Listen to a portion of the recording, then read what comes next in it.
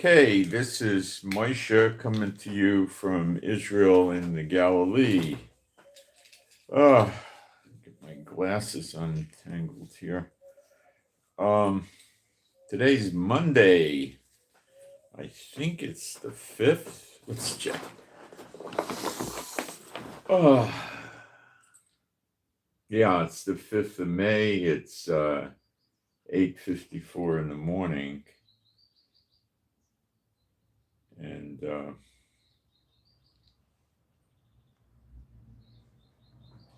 an issue here. Let me try to fix it. No, it's not fixing. Oh, I see. Okay.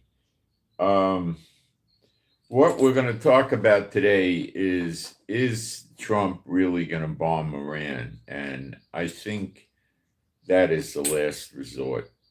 And we're going to go through some of the things that Trump can do, and he's already begun to do, instead of bombing Iran.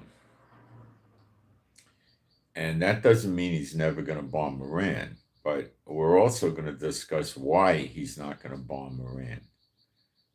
Okay, and other things he might do that are also of a military nature and an economic nature. Okay, and as some of you probably know, the Houthis got a missile to land 350 meters from the Ben Gurion airport, our major airport, yesterday, and it did detonate, and it penetrated our systems and the THAAD system. The stories from the Houthis that this new missile they modified is not detectable by radar is not exactly true, because we knew the missile was coming and we were firing all kinds of stuff at it, and it did get through. Now, in the last 51 days, they fired 27 missiles and 26 were taken down. And that shows you the stupidity of Netanyahu to just keep sitting there taking the missiles down while they keep sending more every day. Sooner or later, this would happen. There's no missile defense system that's 100% accurate. It doesn't exist, okay? But the systems that we have, which are the Iron Dome, David Sling, the Arrow, and the THAAD, everything seemed to not work. So sooner or later it happened. Did they really modify a missile? I don't know. Maybe they did. But it's pretty stupid to sit there and play a game that you're going to have a 100% takedown rate. That's kind of, you got weather, you got operator error, you got all kinds of things, They're investigating why this happened, but it appears they did defeat the THAAD system that we got from America, which is the best that America has. So Netanyahu contacted Trump and said, now I want to attack Yemen because Israel was staying out of it while America was handing it, and Trump gave him the green light to attack Iran. This is possibly going to interfere with the operation in Syria. The reservists are being called up. They're going to be reporting during the week. It's Monday of the week, so they'll be coming into active duty during the week. It's my understanding. I think some of them already showed up for duty. I'm not sure, but that's what's going on. And yeah, they're probably going to enhance an operation in Gaza as well. And they got some new plan to distribute humanitarian aid using, I believe, American corporations. We don't have all the details on that, but it's most likely designed to bypass the Hamas stealing the humanitarian aid and then selling it to the people at high prices and stuff like that.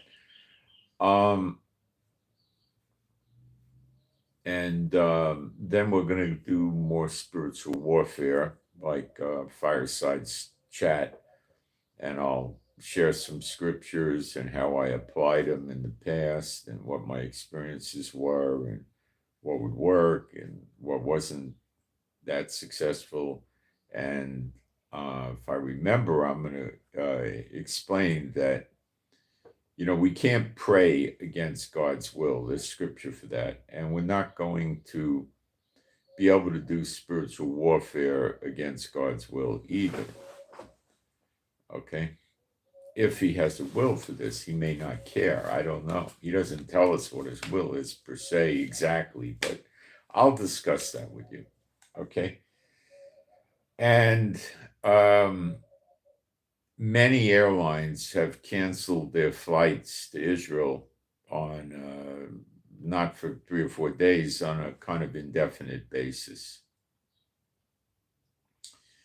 So we don't know when they're going to resume flights. They could resume them next week, or they may not. I don't know. But it's been, like Lufthansa, Italian Airlines, Delta, United, a lot of airlines. I don't know if all of them have canceled, but quite a few. I would say I don't have an exact count. I would say it's, maybe 12, 15, and more cancellations could be coming in as we proceed. Now, some of them might reverse. I don't know. El Al will continue to fly unless it's really hairy, you know. So Netanyahu's had it because this is a bad problem now.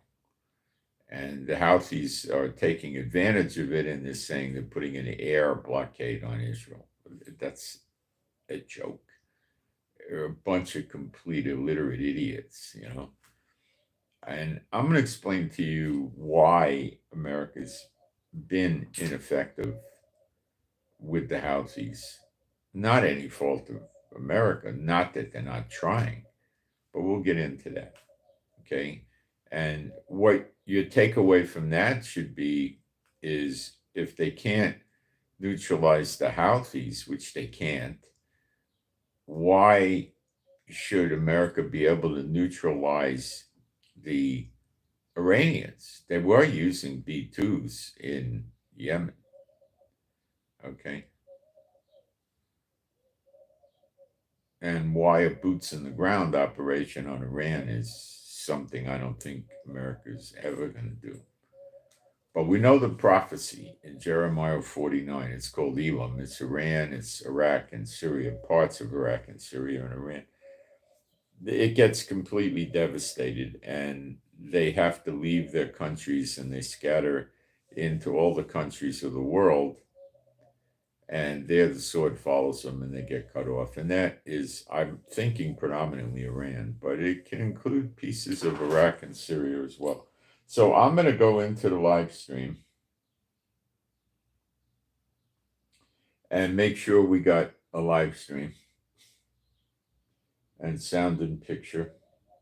The live stream seems like we're good.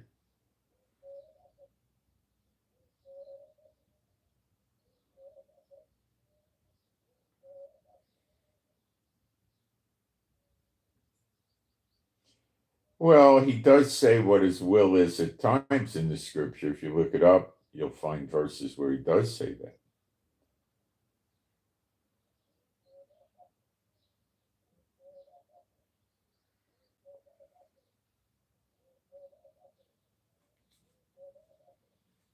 Okay, I've got a moderator in here. That's good. And let me put my posts up in the chat while we give people a chance to come in. And some of you aren't going to like that and you're going to leave, and that's fine. I can't help that.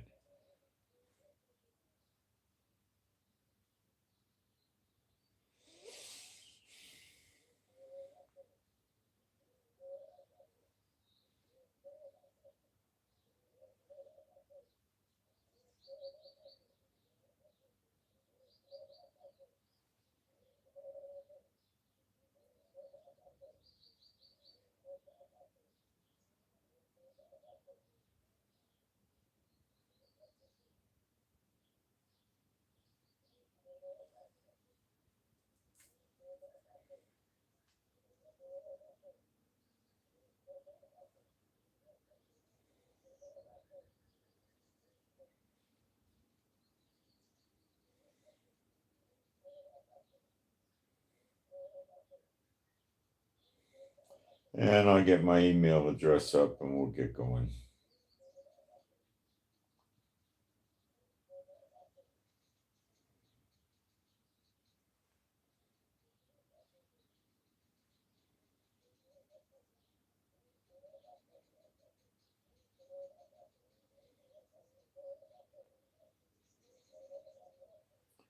Just be a few seconds.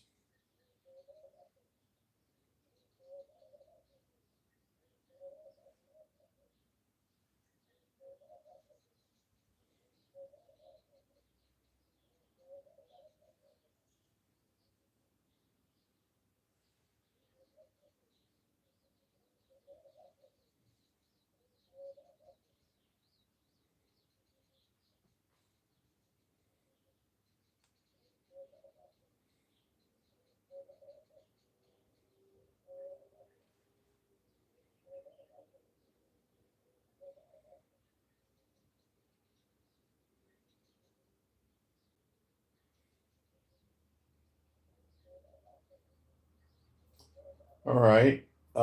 People are coming in. It's a little light today. Don't know why. Maybe first day back to work or something. I don't know. All right. I'm going to do some praise and we'll get going. There is no God like Jehovah. There is no God like Jehovah. There is no God like Jehovah. There is no God like Jehovah. There is no God like Jehovah. There is no God like Jehovah. There is no God like Jehovah. There is no Messiah like Yeshua. There is no Messiah like Yeshua.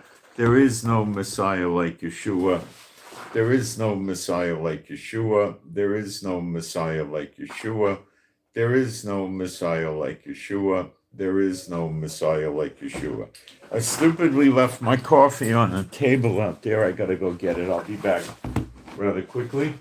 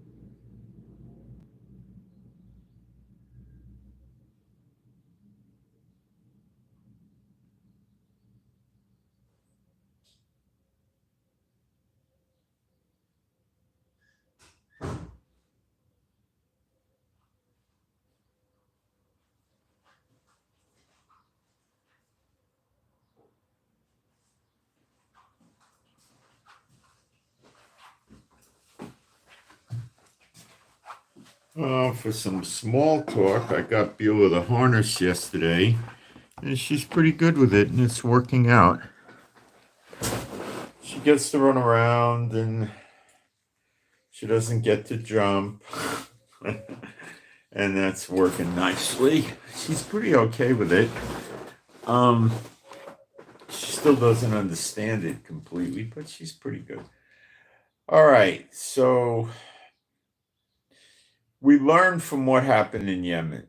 America's bombing every day, day and night, blah, blah, blah. 2 aircraft carriers, all kinds of jets, B-2s from Diego Garcia, and they're not stopping the Houthis.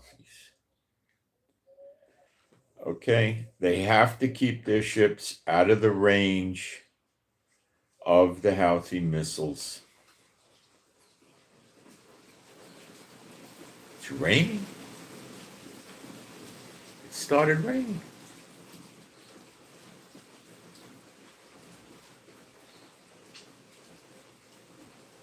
Can't believe it. My chair is getting wet out there. I got to take one of the dogs in. That'll be a minute. Excuse me. But it's pouring out there. Well, the dog's got a roof to go under, but I gotta get him in.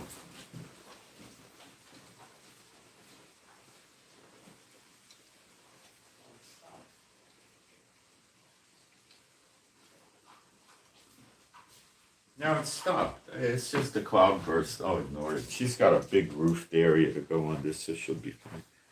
She's got a sofa out there to sleep on. But if I hear it rain again, I'll have to get her. So, what Iran. Now, what's Israel going to do to Yemen? Well, Trump gave Netanyahu a green light. The thing that comes to mind is that he'll take out the big airport in Yemen in Sana'a. What will that do? Well, it'll inconvenience the whole country and turn more tensions against the Houthis. Not that I think it'll do any good.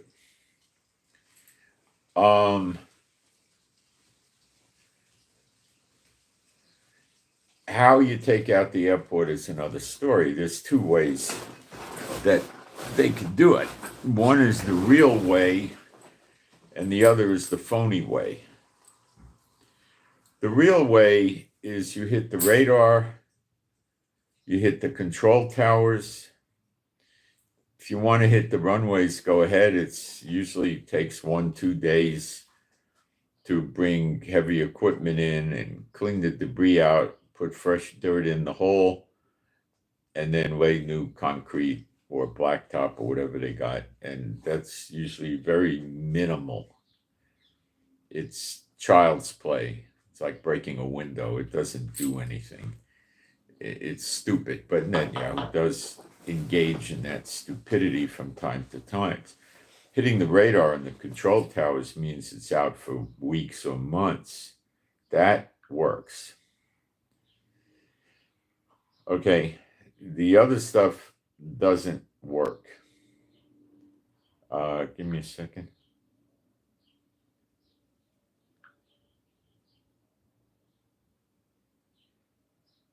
Just an ad. Okay. I don't know if Netanyahu will do that. You got to remember they're knocking out all the civilian flights, but that's what the Houthis were trying to do to us, and the government of Yemen is not stopping the Houthis. You see, if Israel doesn't hold the governments responsible, the terrorism never stops. Oh, we didn't know they did it. We want them to stop. We're looking for them. We can't find them. You know, it's a joke. And that joke was played with Lebanon, but a few months ago they bore down heavier and occupied. And to this day, we're still bombing Lebanon every day, hitting facilities of Hezbollah, hitting infrastructure of Hezbollah, and doing targeted assassinations. You can't listen to these governments. They don't care. Oh, they're blowing up the Jews. What the heck do we care? You know?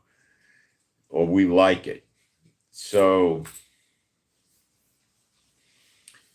that's the justification to hit the big airport in Sana'a, the capital city of Yemen. Can we hit it? Hands down, no problem. They don't have any air defenses. The F-35s go in, shoot missiles, drop bombs, rockets, whatever, and pull out. Guys, it's raining again. I got to bring her in. I can't leave her there. Even though she's on the roof, I don't want to leave her outside.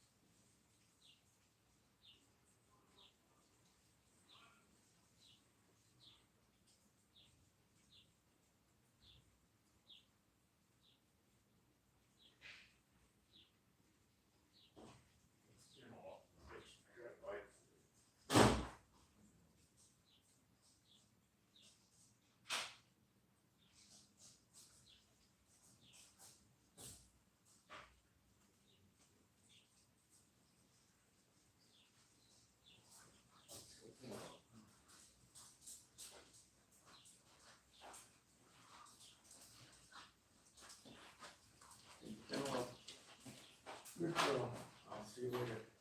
Have a good nap.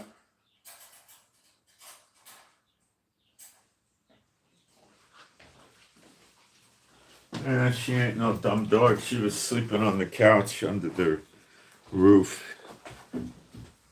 She's about bone dry. So,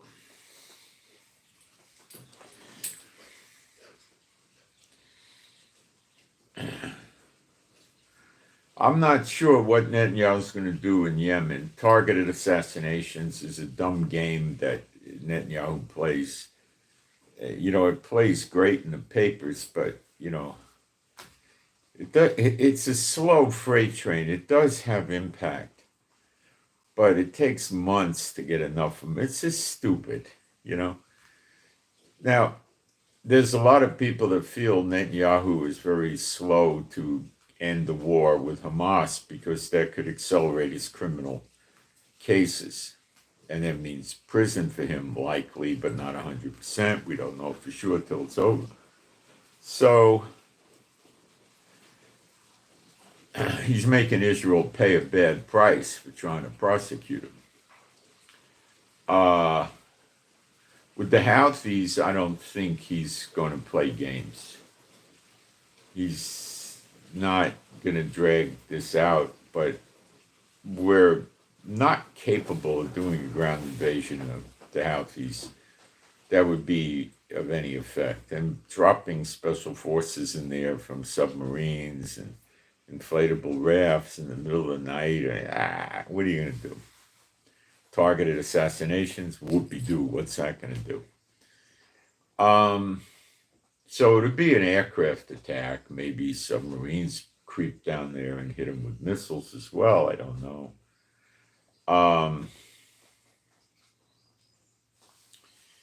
So if he does it for real, he'll blow up the control towers, which is probably one control tower in the Yemen airport. And that's going to cause casualties because they're there 24/7. And it's an easy target. It's sitting out there in the middle of nowhere. It's usually 2, 3, 4 stories high or more. And it's got a lot of glass windows, and it's made out of basic concrete. And, a few light rockets would destroy it. They'd have to rebuild it. And you could also hit any electrical facility over there for the radar, because radars need a tremendous amount of electricity. And if you you can hit the radar and the electrical lines and generators and cause the airport to more or less shut down because they don't have any radar to guide the planes in with. Not that every flight would stop, but you would cripple it. I don't think any legitimate civilian airline would fly in there without radar capability. They'd be afraid of hitting another plane, or the weather could go bad by the time they show up, and they're probably not going to want to do that. Netanyahu is likely not going to take a heavy hand because he's a scaredy cat in reality. He acts tough, but believe me, I don't know what he's going to do yet. Sometimes he surprises us and comes up with some brilliant stuff, but of course it's not him. It's the people in the military, the majors and the colonels and stuff that are not the Satan bots that got brains, and they're not, S-bot bureaucrats, and they really can function, and they'll come up with a plan. Maybe there's something, I would have no idea what. Hitting the ports is a little stupid. So the Houthis dug in underground like Hamas, deep, and as the attacks came on, going back probably to Joe Biden, they probably fortified the exterior of their facilities like Iran just did by pouring, many, many feet of hardened concrete. And, how hard is that? Concrete's cheap, it's easy. And, if you put another 6 or 10 feet of concrete around it, and then you pour lots of dirt and stuff around it, you got an underground facility. Well, you're going to stop a lot of bombs. My understanding is they did not use the MOP or the MOAB bombs, the big heavy ones. Maybe they will. Maybe that's the next move. America's next move is to try using those. But how many does America have? And they don't want to waste them on Yemen. They want to save them for Iran. So this sends a clear signal to America, and we should understand this too, that these underground facilities are not easily defeated. Now, Iran is the underground facility king going back probably decades. Okay? Their stuff is bigger and better than anything the Houthis or Hamas ever dreamed of having. They don't have the money. And they bore these things into mountains way, way down in the mountain from the top. So the bomber from the air or with missiles, you've got to get through the mountain. And a lot of these mountains got rock in them, a lot of rock. So it's futile. The reality of this is basically that America has no good way of destroying the minimally 12 missile cities. And yeah, you can cover the nuclear facilities too if you want. But it's their missiles that is scaring us, okay, and America and everybody else. So what can Trump do? Well, he's already done it, but he's going to keep doing it. Secondary sanctions, anybody who buys Iranian oil or petrochemicals cannot do business with the United States. So that's not sanctions. That's just a block. Your goods not welcome here. So that means if China continues to buy Iranian oil, which I'm rather certain they probably will, they can't sell anything into America, which is almost the case now with the sanctions, but it's going to be worse. So you're going to see the Chinese companies get even busted up more bankruptcies, more layoffs, more failures, more inventory they don't know what to do with. And they're going to start, once they start liquidating their inventories to the countries that could still buy from China,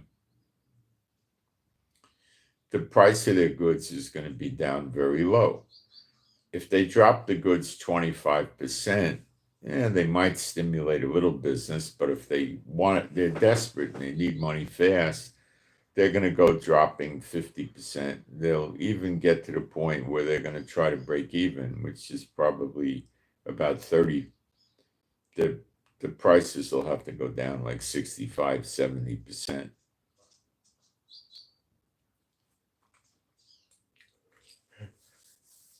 People around the world will scoop the products up. There's a multitude of products they sell. You name it, they're selling it. Temu, AliExpress, another one called AGO. There's several of them. And they'll go crazy to get this stuff, right? Cheap. The world will. It could be anything, the TV, a phone, a chair, a shirt. Prices will go whoop. The other countries, their retail sales will dip to a point, but probably not critical.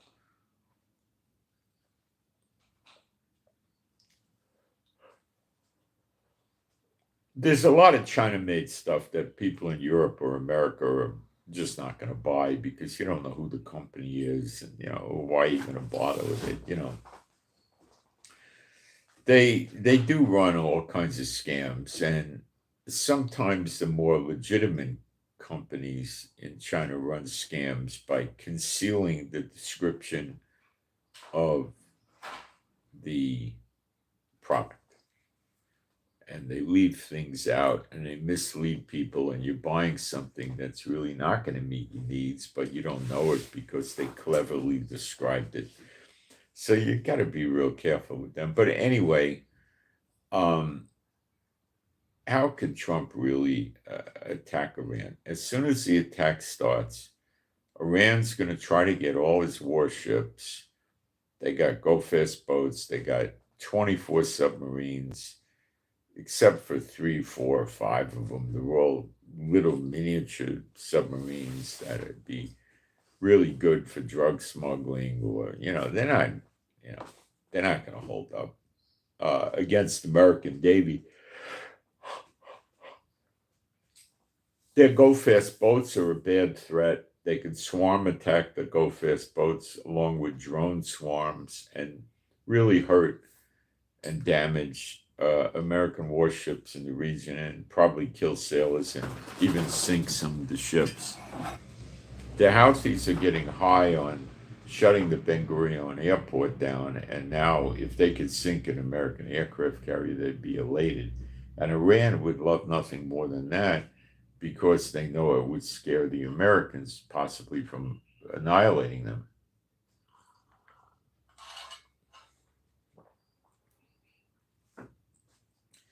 So if a lot of countries just ignore Trump's secondary sanctions, and the way they would ignore it is, we can't do business with America, you can't do business with us. So if 12 or 20 countries come out and say that could hurt America. Not cripple it, not be cruel, but it would hurt America. And that would be the likely response, and they would continue to buy the oil. Now, what is Trump's next move from there? Well, it's kind of inevitable. He has to use his Navy forces to put a blockade on Iranian oil. So when it leaves the Persian Gulf and it's out of missile range, it'll get interdicted by an American warship. Could be a Coast Guard cutter, a destroyer, something like that. They'll make the ship stop. They'll have maybe Navy SEALs on the ship or other personnel so trained, and they'll take light boats over to the ship, board the ship, search the ship, look at the manifest. And if they decide it's a phony manifest and it's really Iranian oil, and they're confusing with the paperwork which country's getting it. What the Americans will do is confiscate the ship and the oil, because that's going to stop the companies that lease these ships from giving them to these oil companies, because they're going to lose the ship. Trump's going to be slow to ever give them the ship back. Hang on a second. Maybe in 9 months or a year, he might give it back,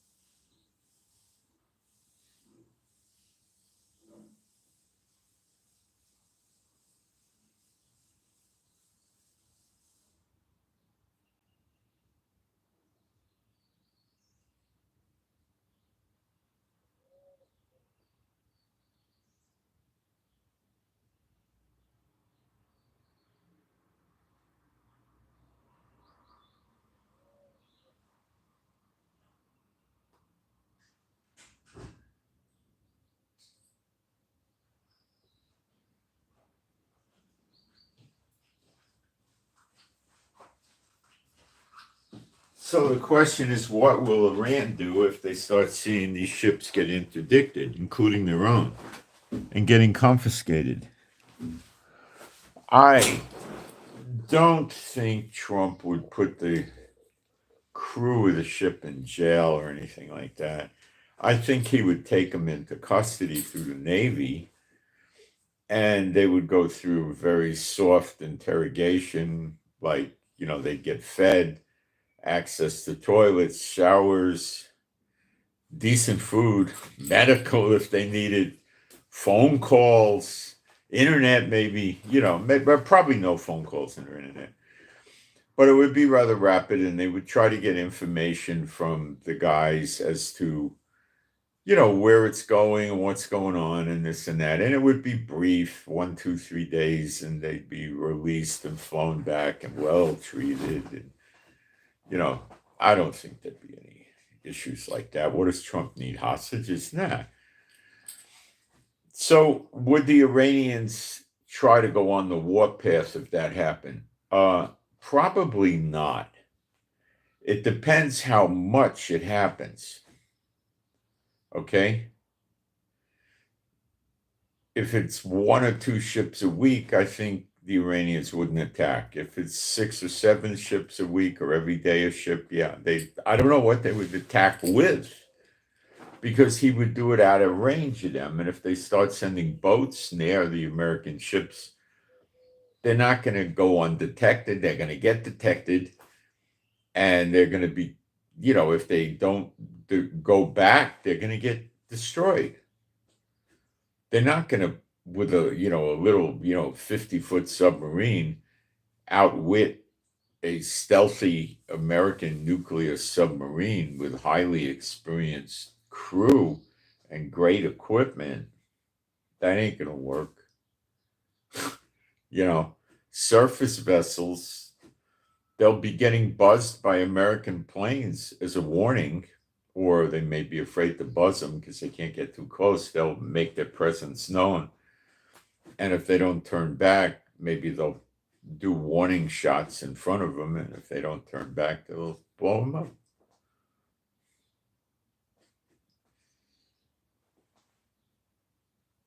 Do I think this will work? No. China will break the blockade. They'll send more ships to the area, and they'll put a destroyer or 2 destroyers with a oil tanker, or 5 or 6 oil tankers. And is America going to attack the Chinese warships to get to the oil tankers? At this point, I would say there's probably a 90% chance Trump wouldn't do that. What would he do? He would do nothing.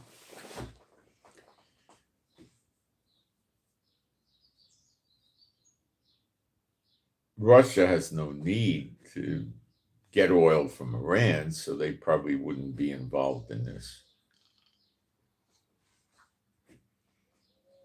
So the oil that China may wind up getting through. So you see, Trump's not that tough and not that strong. Trump talks tough, and if he's confronting an enemy that is not a real threat, like the Houthis, he'll get tough. But he's quite hesitant with Iran, and Iran has postponed negotiations without any dates. So in other words, they're indefinitely postponed. And today or yesterday, they came out with a statement: we're under no obligation to conduct negotiations with America. So they're done. They're finished. So now Trump's in the jackpot. No negotiations. And is Trump going to use the military on them? As a last resort. He's going to try to do it by continuing to punish them economically, because he believes there's a point in time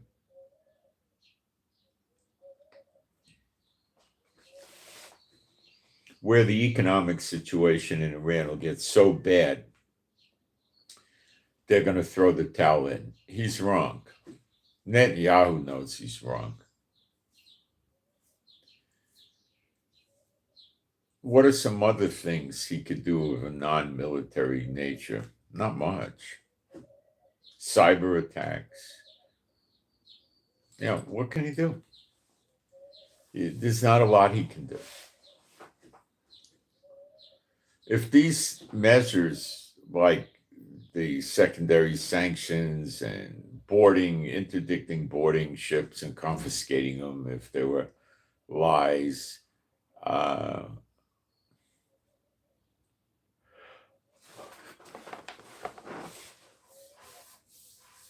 so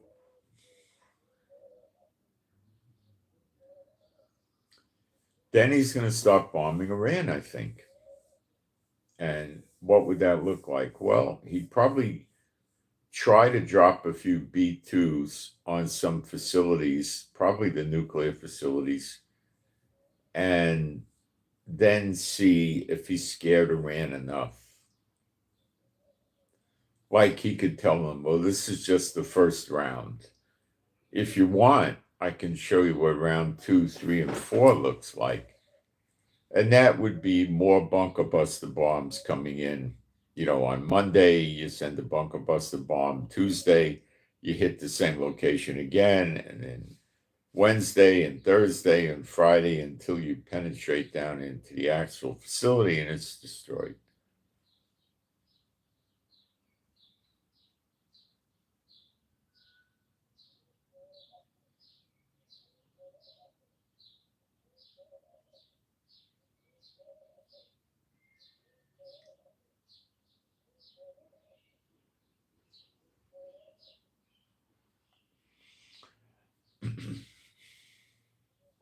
When America starts rocking the boat bad with Iran, I have precious little doubt that Iran will refrain from launching missiles and drones at oil refineries in the Middle East and the Persian Gulf area. Okay, I don't have any doubt they will do that. They will try swarm attacks of multiple missiles, short range stuff that's 200 miles, 250 miles away or something like that. So they could use their ship's radar or whatever radar they may have left to guide the things. In some cases, it wouldn't be that far. And take out oil refineries and the ports and the piers that are used to offload the oil onto the ships and the American bases. They got hundreds of thousands of missiles. They'll just start firing them like crazy. Yeah, you'll take down a lot, but a lot are going to get through. Okay?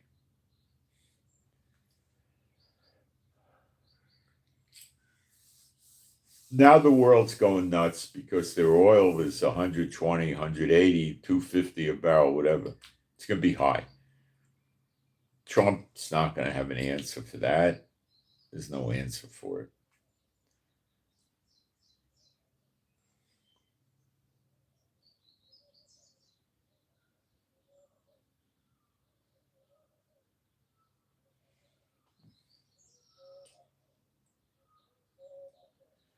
And I don't know what Trump's going to do, but he makes mistakes. And I think this is going to be one of his mistakes. He's painted himself in a corner with dozens and dozens of threats against Iran. And if he doesn't fulfill his word as a threat or a warning is worthless. And then America's, walk softly but carry a big stick. That big stick has turned into nothing.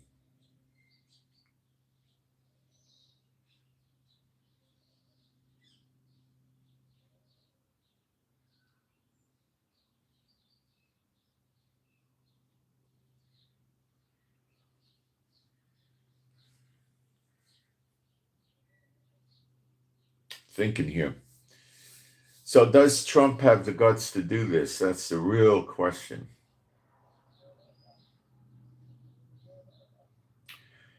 To compound Trump's dilemma, if it starts getting serious, China and Russia would likely send a bunch of warships over there to see how serious Trump is.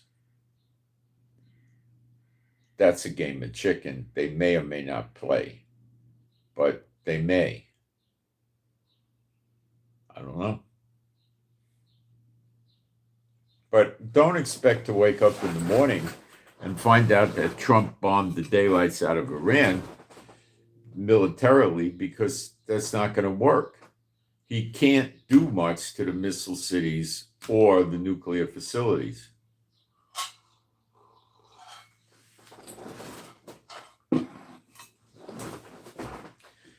More fires are breaking out in Iran every day. Explosions and fires of factories. Who's doing it? Israel, America, both of them. Who else? You think Brazil's doing it? You know, Nassau and the Bahamas are doing it. Romania's doing it. It's one of the two or both. Are they attacks from the air or boots on the ground sabotage? It's really hard to tell, and it could be both. In some cases, it might be boots on the ground sabotage. In others, it might be coming from the air. I don't know. Israel and America have stealth jets, and they could do this with stealth capability. In some cases, we heard that their Iranian air defenses were turned on. So why would they turn air defenses on over sabotage? Well, it could be they're so dumb they didn't know what it was, and they put the air defenses on just in case to see if they could get shots at aircraft. I don't know. Netanyahu and Trump are not talking, but they, of course, know what's going on. So that's attacking the infrastructure. Iran can't really ship much oil now anyway, because their pier, where 80% of their oil moved out of, is gone. It's destroyed. So they're down to 20% of their oil on the other piers, and 60% of their containers came in the port that was destroyed. So this is the direction of the way things are likely to go. First, infrastructure. So how do you hurt Iran's military facilities without blowing them up? Well, not easy, but you hit the infrastructure. More ports and piers, eventually after the airports. Eventually, Trump will have to take the Navy ships out, because they'll keep coming like cockroaches at the American ships. So they're going to have to blow the Navy up.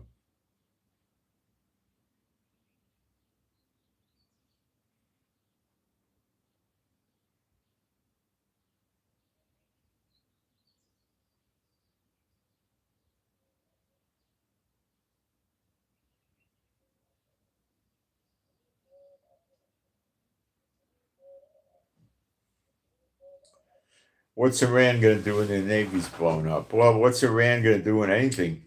You see, we're blowing up all kinds of facilities in Iran now, either Israel or America or both, and they're doing nothing. So they're scared too. They're real scared. See, Iran's defenses are, you can't come in with boots on the ground. They got way over 1 million troops, different IRGC, militia, police type, this type, that. They got in the, maybe over 2 million. Okay? They got tanks. Yeah, they're old tanks, but they're tanks. They got missile pod launchers. They got shoulder-fired missiles that can take out tanks. They got, they got junky stuff, but they got a good amount of it, a pretty substantial amount. And they got a lot of fortified underground and inside mountain bunkers. No, well, boots on the ground, whoever did it is going to get very high casualties, and they're going to get a lot of equipment destroyed. And it could take years and years. It could take, 3 years. And Israel doesn't have the military to carry an operation out like that at a distance like that in an extended period of time. America does. But they got threats from North Korea attacking South Korea, China attacking Taiwan, Japan, and the Philippines, and Russia attacking NATO. So America can't go in and say we're going to put 200,000 soldiers or even 50,000 soldiers on the ground here with 400 tanks and 89 helicopters. And, they're not going to do that. I mean, he could, but that's a long, extended ground campaign, and it's going to there's going to be a lot of body bags and casualties coming back, and I don't think Trump would do it. It's not worth it. I don't see him doing it. I really don't. Special forces going in there with satchel charges and blowing up facilities, maybe, but what are they going to do? The special forces are going to carry 75,000 pounds of explosives. I mean, how does this work? They could carry a couple of 100 pounds. I mean, what are we talking about here? How does this work? Could they do targeted assassinations? Maybe. Could they, do some sabotage? Yeah. But they're not getting the underground facilities because they can't sneak into the country. Probably the special forces would go in on a submarine or submarines, and they would be released at night and get on a Zodiac and try to sneak in on the shore somewhere. And, or maybe easier, go into Saudi Arabia and sneak in through the border. I don't know.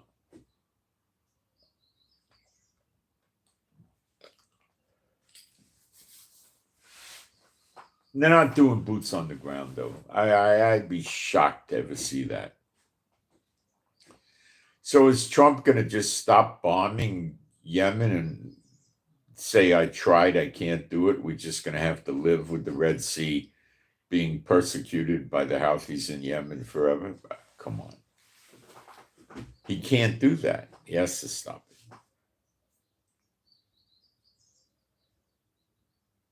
Could he get a bee in his bonnet and say, listen, I'm going to tell you guys the truth, speaking to Europe and other countries. I want to form a coalition of 250,000 or 400,000 troops with tanks and this and that. And we're going to have to go into Yemen and rout them out. And I'll come up with, 60,000 soldiers or something like that, right? And you guys got to come up with, another 150 soldiers or something like that amongst yourselves. And if you don't do that, I'm going to pull out of Yemen and just leave them alone. And you guys can figure out what you're going to do on your own.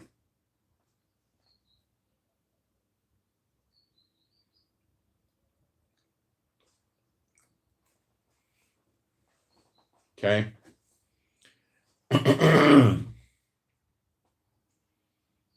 Like pulling out with the Ukraine-Russia war or something like that, or pulling out of NATO. So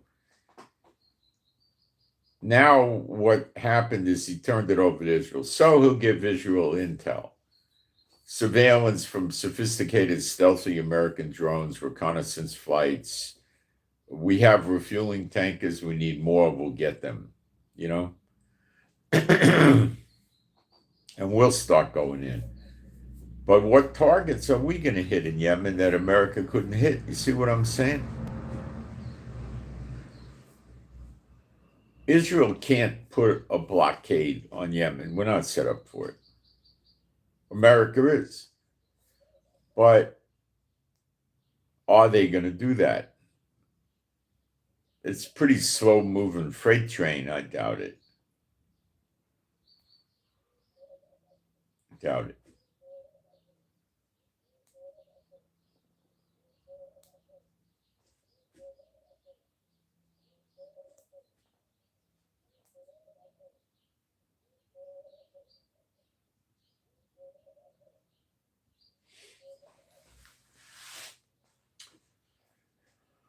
Next move, we watch what Netanyahu does to Yemen. I'm banking on him blowing up the airport.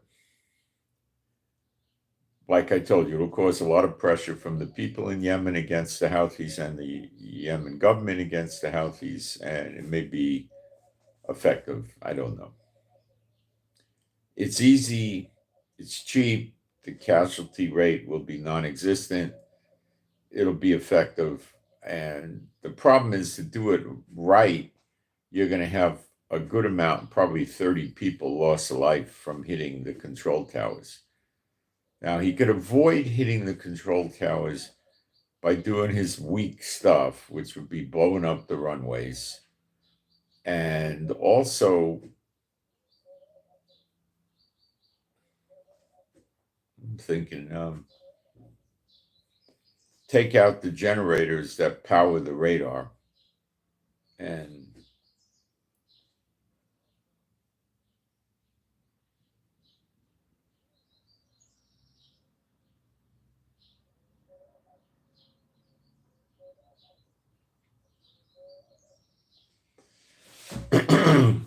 I'll tell you, it's going to be fast, so we'll probably know in the next day or two what happens.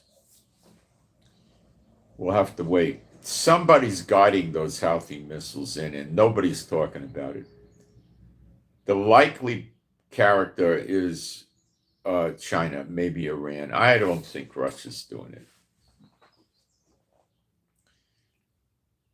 And nobody wants to talk about it. How the heck did they get a missile from Yemen to, it must have been a 1,200 mile shot, and they missed the airport by 350 meters, which is, like, I don't know, 2 or 3 city blocks.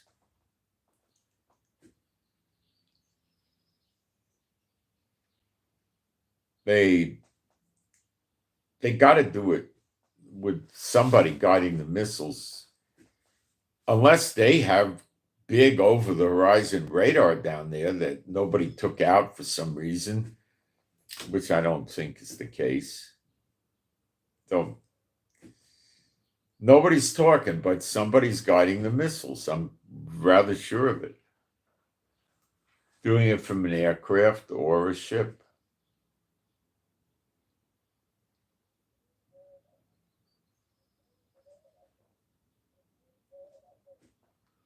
Nobody's talking.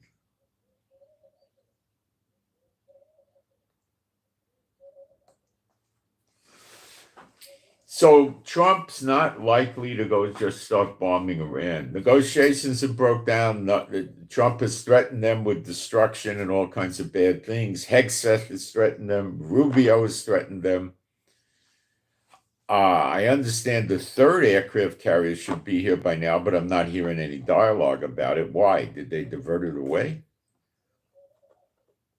I don't know. And the fourth aircraft carrier that was supposed to come here, I don't hear a word about that anymore. Is it because Trump had a reality shock and they realized that bombing the missile cities and the nuclear facilities isn't going to get a result that's worth anything?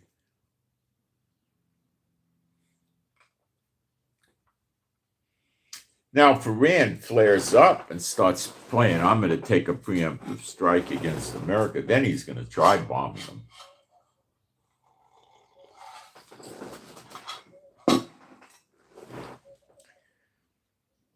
He's going to try to shut off the missile cities that will be launching. He's got to try. So the Diego Garcia arsenal will launch jets off the aircraft carriers, and on the ground in Qatar will launch. Ships will shoot missiles, everything. Israel may help and probably will help. I mean, Israel wouldn't have any trouble contributing up to probably even 75 jets. Would be even 100 wouldn't be out of the question.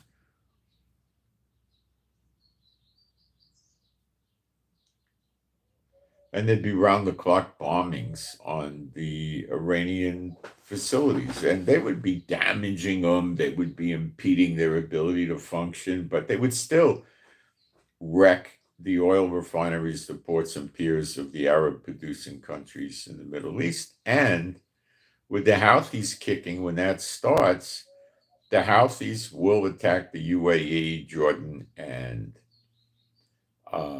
Saudi Arabia. Heavy duty.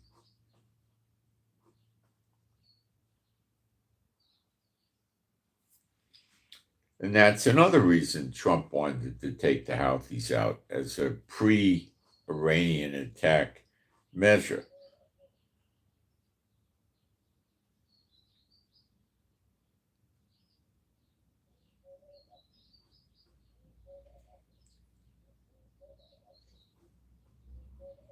What's the timing on this with Iran? Well, right now he's in the stage of sanctions. Trump's playing the sanctions game. Iran eventually is going to run out of money. Let's not kid ourselves. Russia's in no position to go over to Iran and say, hey, guys, you're a little short on cash, so here's 10 billion this month. That'll help. China says, here's another 10 billion, right? No, China and Russia don't have good economies per se. They're not going to do that.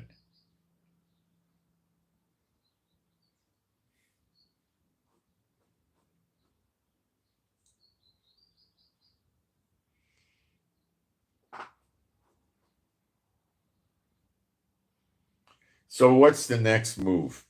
You're going to see the Houthis get hit by Israel. And in the interim, till Israel actually does do the strike, which could be tonight or tomorrow, America may enhance their bombing attacks on the Yemen people. I don't know.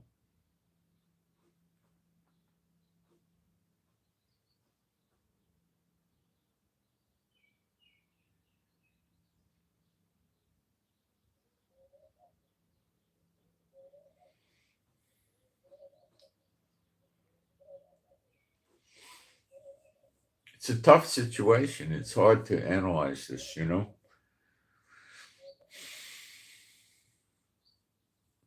hard to analyze it. So I don't think Netanyahu is going to mess with Syria right now with the Houthi threat. He's going to probably deal with the Houthi threat.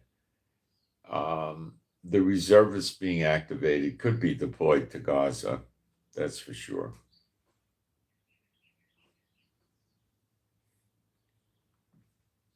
It's rough, man. Trying to, you know, it's just a hard one. It really is. Um,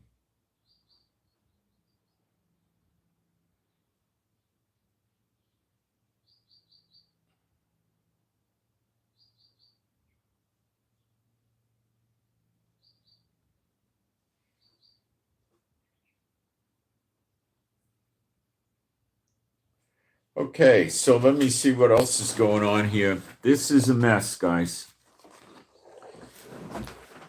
Just bear in mind, Israel could not tolerate the airlines not flying into Israel. First of all, Trump wasn't going to tolerate it either because it's a victory to the Houthis, and they're taking advantage of this.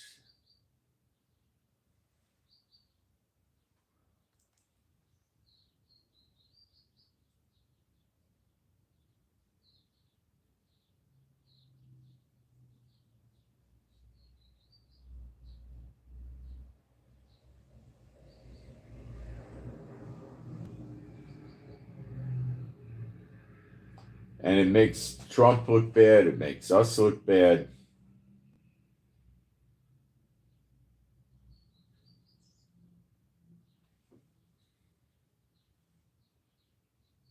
Not a good deal. Now, Trump is probably going to work with Israel. I mean, he's not going to just say, well, okay, I'm going to stop attacking the Houthis. It's all yours, Netanyahu. No, he just gave Netanyahu to throw in with him. That's what it's going to be like. They're still going to both keep doing it.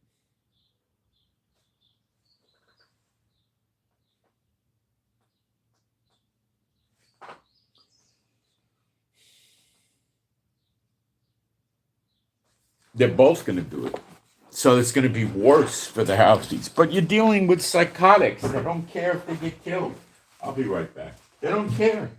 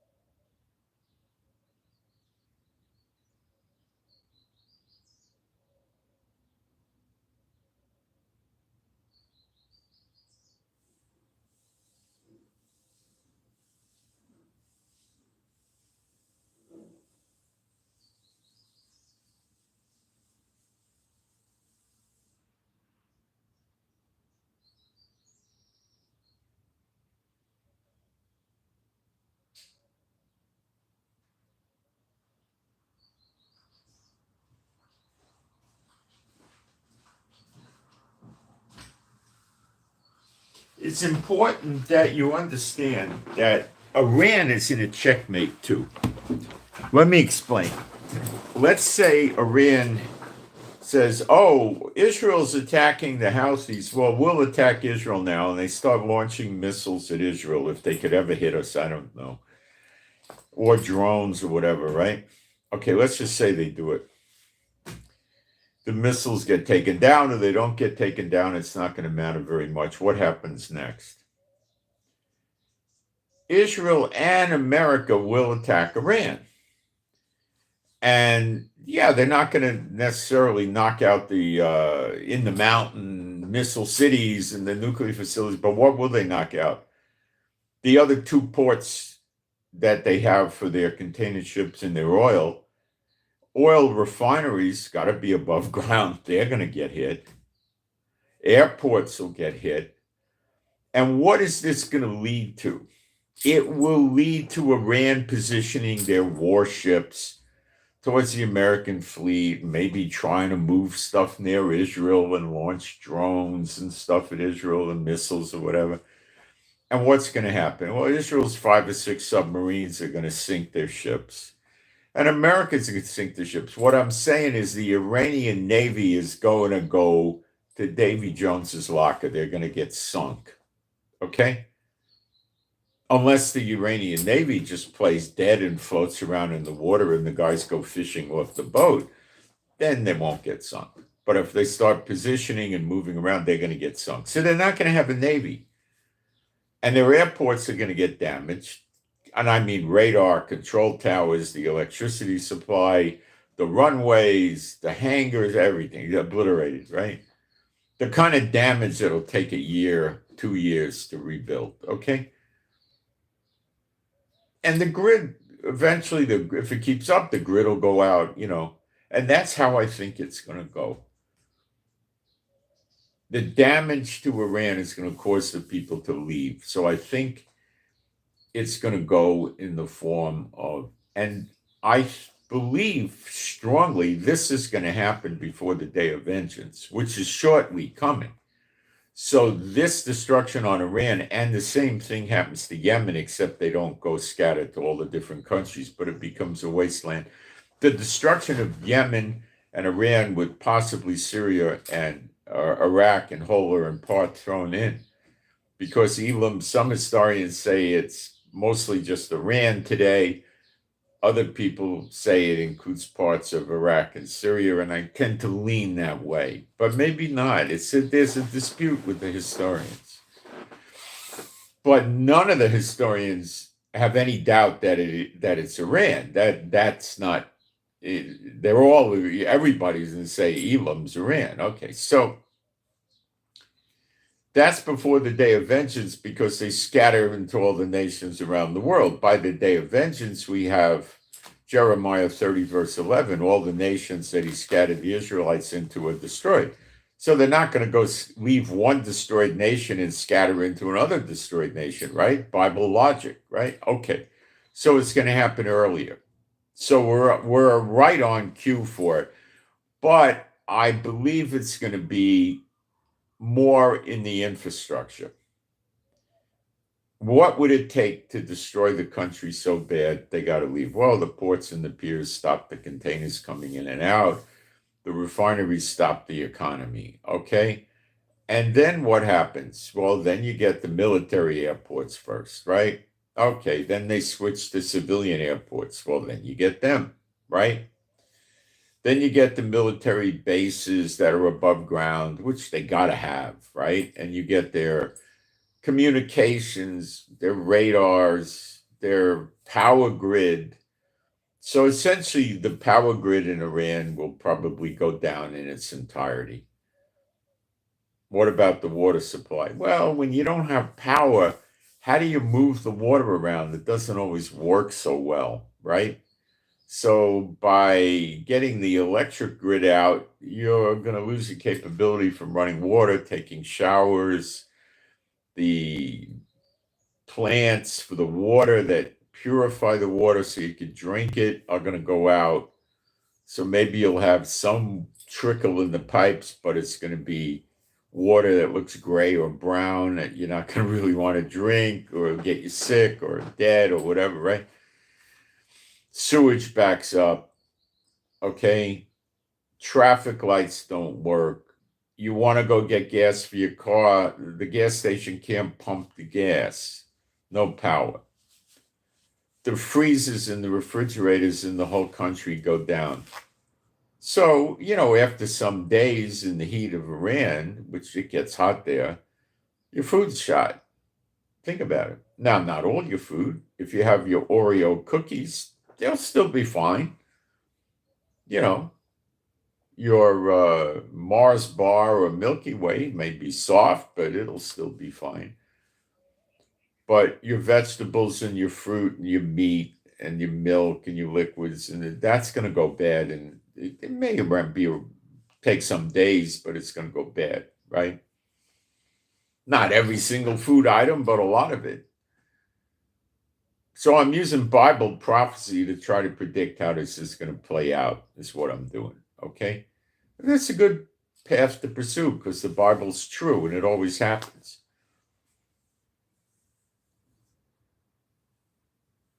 Is it possible that this Iran stuff will happen after redemption? I never really thought that seriously about it, but I don't think so at all. I don't think so. So we're due any time now for both of them to get it. There's going to be a series of events that take place that's going to it's not just America that hits Iran. It says destroyed by her enemies in the plural. Yes, if you have Israel and America together, you have enemies. But join America to make sure Iran doesn't do this over and over again and again and again, and they're going to want to obliterate it. So now we can look at Iran being destroyed by our enemies maybe in a meaningful way that could be the way it'll happen. Iran doesn't give a great deal of a hoot over what happens to the Houthis in Yemen. They care. But are they going to start launching at Israel for bombing Yemen? Doubtful. Maybe. You're dealing with psychotics, so they try to play analysis, but they're idiots. They're nuts. Not so much idiots, they're insane. There's people that are of a high IQ, 140, 150, that are insane. It just makes them harder to catch when you're dealing with criminals, okay?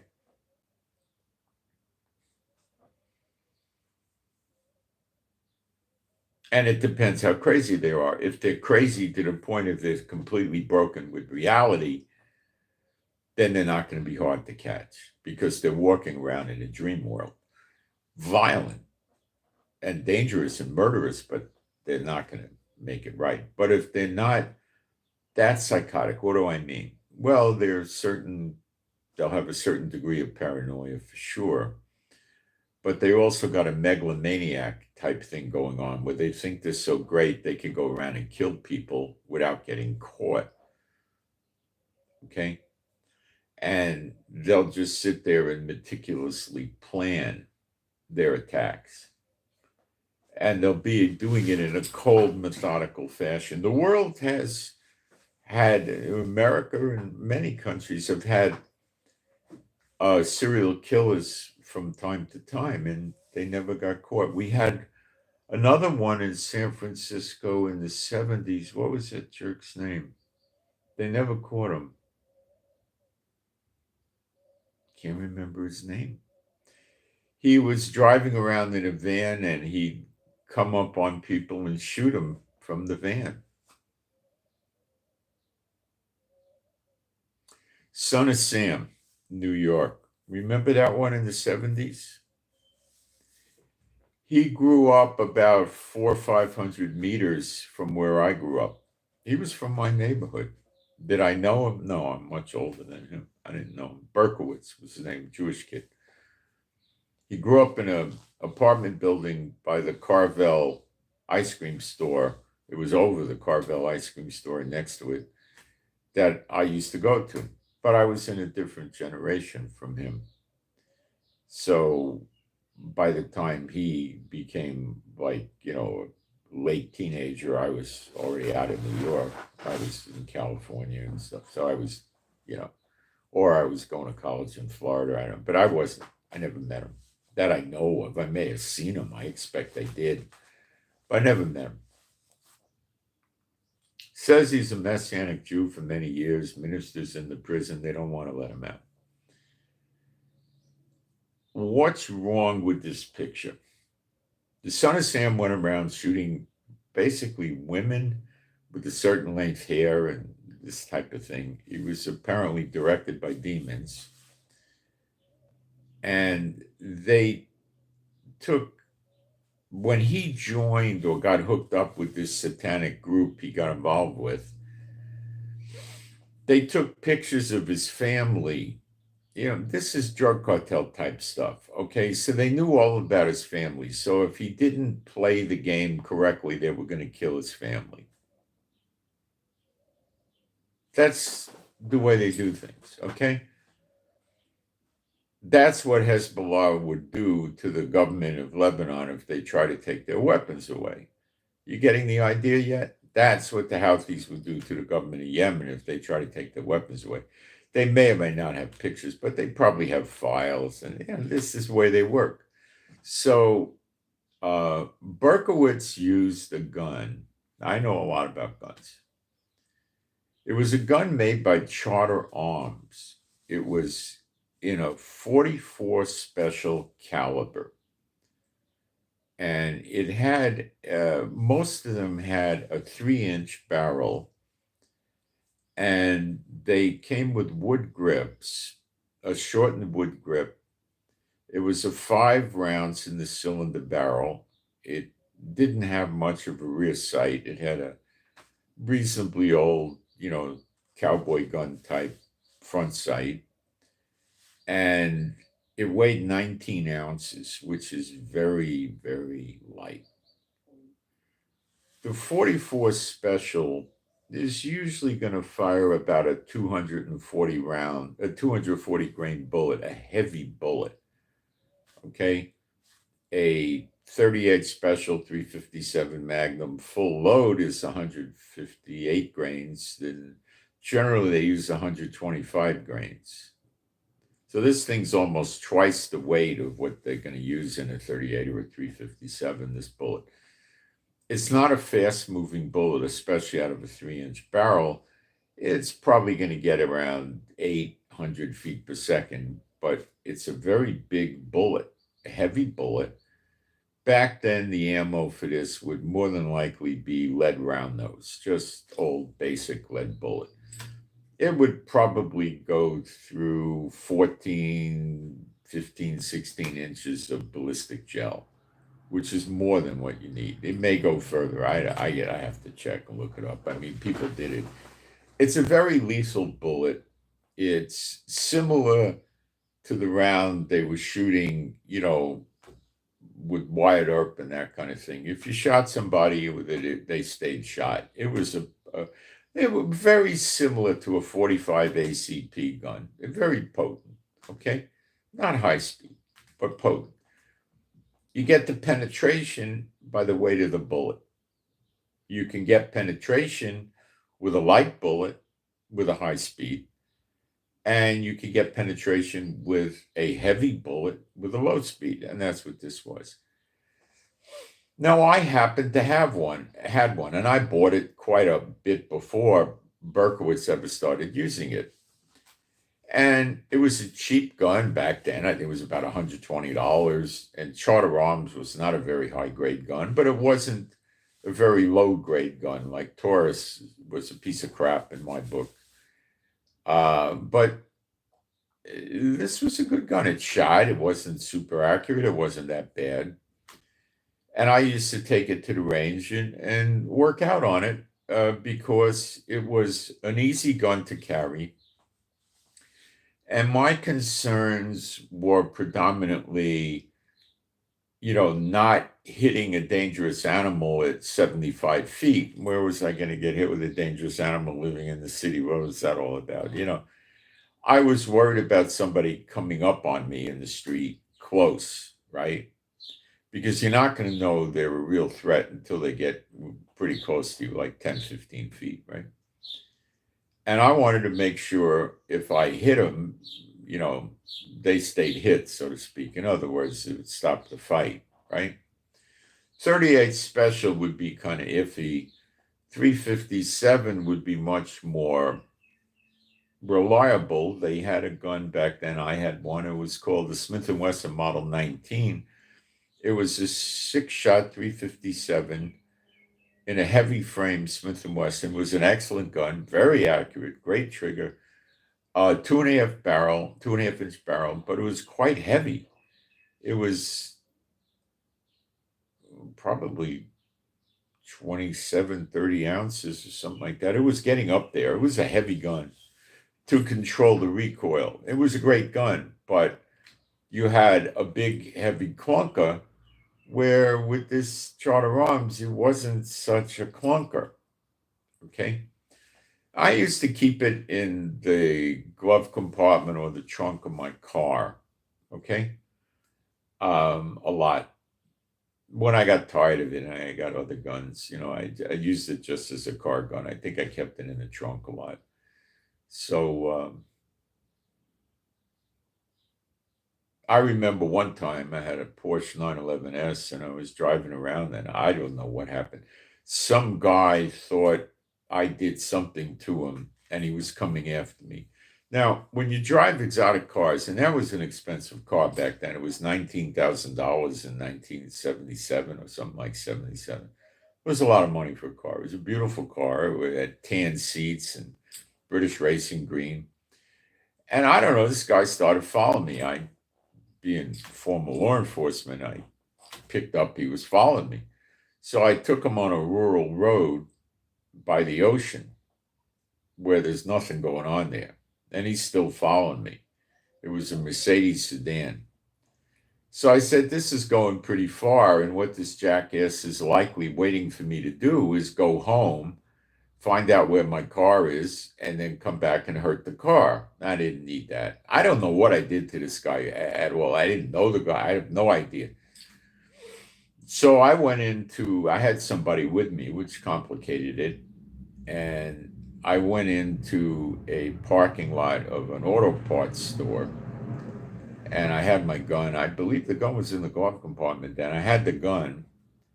And I was waiting. I shut the lights off. I didn't want to drag the guy into a fight. I wanted to get rid of him.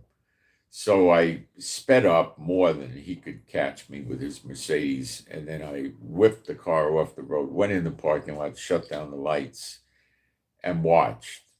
And he went by. But if he didn't come by, my first move would have been to scoot out of the parking lot, probably with the lights off, to confuse him and then keep going. But if I couldn't get out of the parking lot, I was going to consider shooting him. I would get involved with gunplay. I would take cover. And I would have probably got out of the car, got behind something like a garbage dumpster or a big tree, and put my sights on the guy and tell him something like, what the 3 H's are. And he'd probably look at me and I'd say, heaven, hell, or the hospital. Where do you think you're going? That was one of my old favorite police lines, So I knew a lot about this gun, but let me tell you about this gun. I was a skilled shooter and an advanced shooter, maybe not expert. I'd say I'm next to an expert. I'm up there, okay? I would go to a range and they'd ask me to join the shooting team, this kind of thing, whether people like, really well-seasoned SWAT guys that shot much better than me. Yeah, I know people that shot much better than me, but they always felt I was adequate. So anyway, this gun would shoot so harsh, the wood grip would crack the skin in your hand to bleeding. My grip was covered with blood from doing this. Now, back then, I used to go shooting in the rain at night, to condition myself to shooting in lousy conditions. If you're going to go to an indoor range and it's air conditioned and it's nice temperature, and then you're outside and it's, nighttime and it's a cold driving rain and a wind and you're not used to it, well, you got trouble. So you got to force yourself to shoot in crap conditions, which I used to do. So you got to force yourself to lay down on the ground and shoot, to sit on the ground, to kneel on the ground, to lay on the ground, to roll around on the ground. You got to, people shoot laying with their back on the ground like this. I don't think that's practical, but people do it. It doesn't make sense. They do it. Shooting like this is stupid. The gangsters do it. I don't know why. It's just plain stupid. But this gun was brutal to shoot. It was brutal. It was equivalent to shooting a big, full-size, full house loads 44 Magnum Smith & Wesson, like a 4 or 5 inch barrel or something like that, which is a big, heavy, clunking gun. This thing was really bad. Okay, it would hurt your hand to the point where I remember taking Tylenol, I think, once I came home. This thing was brutal. I eventually put big rubber grips on it, or I bought a second one. I don't remember. I had a car stolen, and it was in the car, and it got stolen. I reported it and all that stuff. Okay. So I had I might have replaced it. I don't remember what I did, but I had one. Oh, I think I bought one later on with a shorter barrel that had a 2.5 inch barrel just for the heck of it, and then I got rid of it or something. It was, to me, later on, the guns got more advanced that this thing seemed to be a ridiculous idea. But in the 70s, it was pretty good, So there was a gun store in San Francisco named Bob Chow's Gun Store. That's where the cops went to get gun repaired. And one of the guys that worked in the gun store, that's what he carried in his waist. He thought highly of the gun because he's going to be shooting at 10 or 12 feet. And it's easy to hit at 10 or 12 feet. And it's going to pack a potent punch, So how the heck did David Berkowitz ever learn to shoot this gun and hit people at 25 feet at night in the dark while they were inside a car? That's what his MO was. A girl and a guy making out in the car at night. I don't think I would have been able to be that successful. And I shot hundreds and hundreds and hundreds of rounds through this gun. In California, David Berkowitz was not a cop. He didn't have any pistol permits. He didn't have any right to own a gun in New York City, a pistol. That means he can't go to the range and shoot it. You getting the picture? He had no military experience, no police experience. How the heck did David Berkowitz learn how to shoot a very, very difficult gun to shoot at night in bad conditions in a darkened car at a considerable distance, like across the street or something? That story stinks. I do not think David Berkowitz was the son of Sam.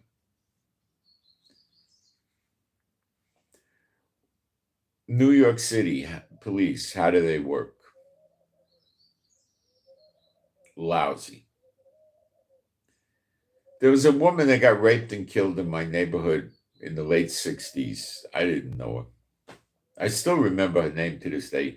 They used to have washers and dryers in the apartment buildings in the basement. And it was safe back then. Women would go down there during the evening and put their clothes in the washing machine and then put them in the dryer, and they had to put coins in and stuff like that. So she wound up getting raped and killed in the washroom in the basement. So there was this derelict in the neighborhood. His name was Norman. I don't want to say his last name. I still remember this kid. I was probably 14, 15 years old, and he was probably 19 or 20. And he was homeless, and he was hanging around with other derelict kids, and he was just a troublemaker. He used to go to the night center, which was in a school. It was really designed for students, not grown men. And I don't know what he did for money. I have no idea. He was probably involved in some criminality of some sort. The police in the precinct didn't like this kid at all, and they didn't want him around, you know? I saw him one day, he climbed up in a tree. Back then, the sidewalks used to have trees with lots of leaves on them. So it was nice. You'd walk down the street, you'd have shade, and I think they took the trees down eventually, but back then they had the trees. And he jumped out of the tree in front of an old lady and scared the daylights out of her. But there was a lot of people around. I think he was going to rob the lady, and then he backed off. So they blamed the robbery on this guy, the murder on him. So they picked him up, they took him down, they probably hit him with the phone books, whatever they did to him, and they got a confession out of him, and everybody thought the murder was solved. About a year or two later, I was older, and me and my friends took the subway down to Greenwich Village just to walk around and hang out and stuff like that, right? And I saw him walking around.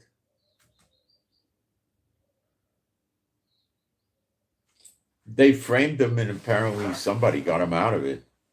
So that was probably an unsolved murder. Who the heck knows what happened? So they framed people. So this Berkowitz guy, they needed to get somebody. The cult that he was in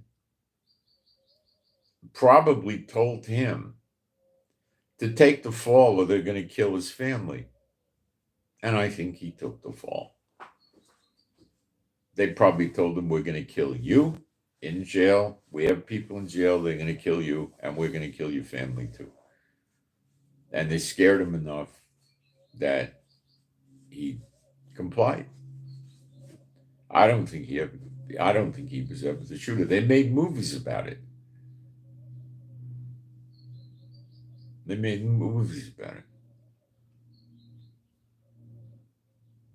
They say they caught him with the gun.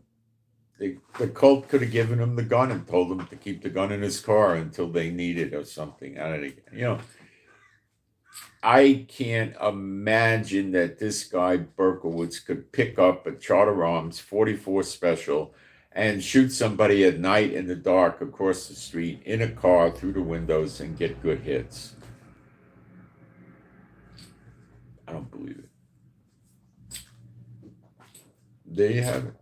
So they frame people. So dogs were talking to this Berkowitz. He was saying Sam was a dog or something. So Berkowitz was getting involved with demonic activity, and he was getting in over his head, and they were using him as a chump to do stupid things. So the other thing they could have done is they could have started beating him, and they beat him and tortured him so bad that he got so scared he confessed, and maybe he couldn't get out of it, or they threatened him and told him, if you get out of this and you got yourself into this, you're going to go through with it or we'll kill you and your family. And he's tried to get out on parole several times, and he can't get out. They don't let him out. Now, if he starts, so he's been constantly trying to get out on parole. He's an old man now. He's probably late 60s, 70, maybe someday they'll let him out. he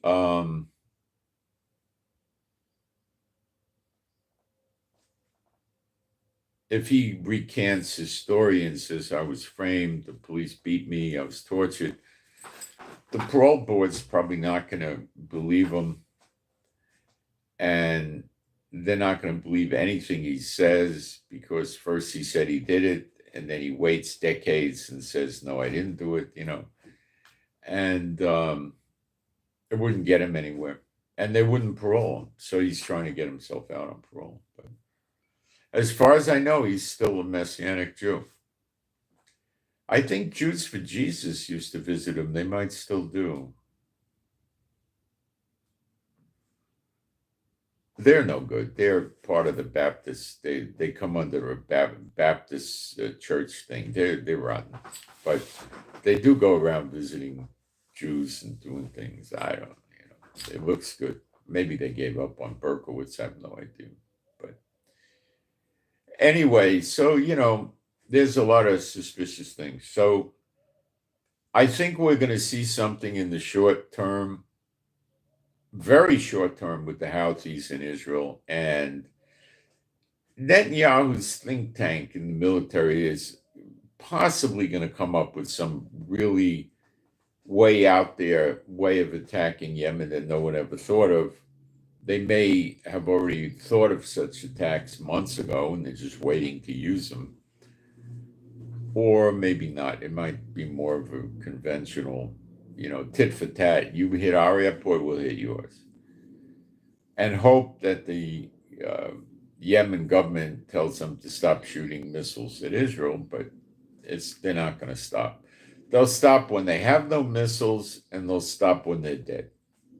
That's the only time they'll stop. That's it.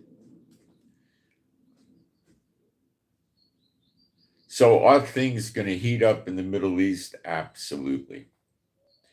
India and Pakistan are getting hotter. Turkey sent a warship to Pakistan yesterday. I think it showed up. One warship. Now, could one warship do a whole lot to India? No. What was it? It was a warning to India. Turkey has 100 ships in the Navy, probably 30 or 40 are good. Turkey might get involved with this. I don't know. I'll be right back. Now, China's probably getting involved too, and I don't think Turkey and China are such great friends.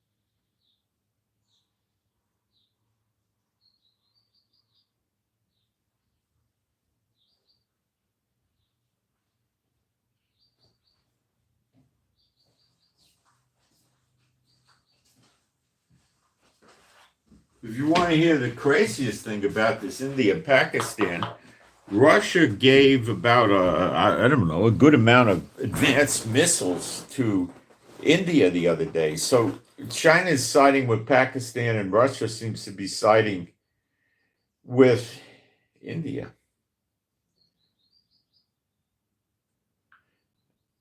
And that's pretty weird because Russia and China are good friends and they're each backing the other side. What's up with that? That's kind of crazy, isn't it? How does that work? I don't know.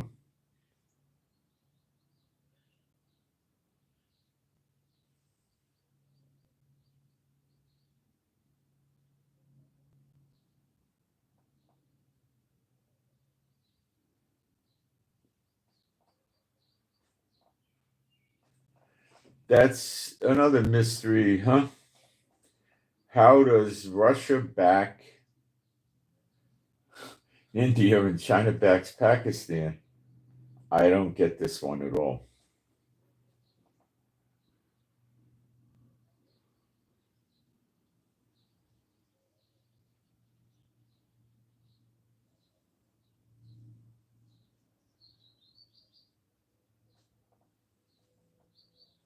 So, um, if that's not crazy enough, India closed another dam today to make the reduction of water even worse for Pakistan. They're provoking them, I guess. And the Indian Navy is running all around the sea there. So, has India really attacked Pakistan yet? No. Has Pakistan really attacked India yet? No. Are they still fighting on the border, shooting across the border at each other? Yeah. Yeah, they're probably using artillery and mortars as well, as far as I know. They are. Definitely mortars have been used. Probably artillery. It's similar to a mortar. And the word that we're hearing is India's preparing a missile attack, i.e., they got a lot of good missiles out of Russia in the last couple of days, few days, to hit installations inside Pakistan. Now, what kind of missile defense systems does Pakistan have? Probably nothing very good. And we're waiting to see who pulls the trigger here first, Pakistan or India. Chances are somebody will. Pakistan's desperate. Okay, so you can see things are brewing, and the Lord's timing is not something that we really understand totally, because we're not going to have exact dates when this stuff goes down. Because if he gave us the exact date, we'd start talking about it, the enemy would know, and they would try to make sure it doesn't happen on that date. And, we work with faith, not sight. He tells us it's going to happen. He doesn't give us all the little tiny precision, precise details. We know it's going to happen. Okay. And then we walk by faith. We got to remember that. So let me go in the live stream. I've not been doing a lot of that. Let me see if I have questions that need answering.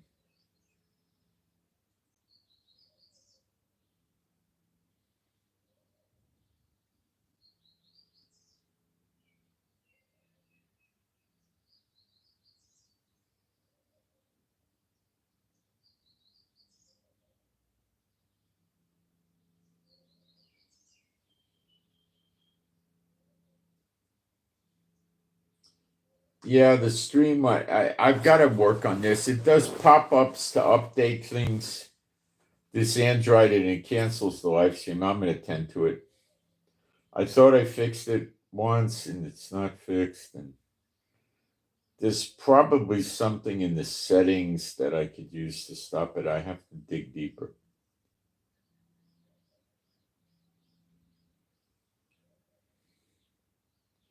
Okay, let me see what I didn't talk about in my notes regarding the news.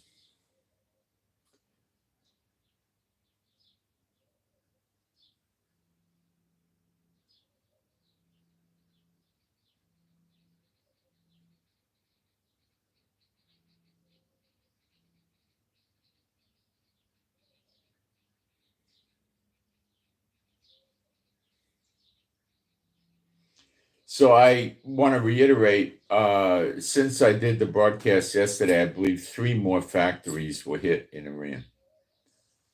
One, Iran's telling us, was a motorcycle factory, maybe not, I don't know. But this is a daily occurrence, and Iran can't stop it. There was a 5.4 new earthquake in Carlsbad, New Mexico. No, it's not new. Yeah, it is new, basically. Carlsbad, New Mexico had a 5.4.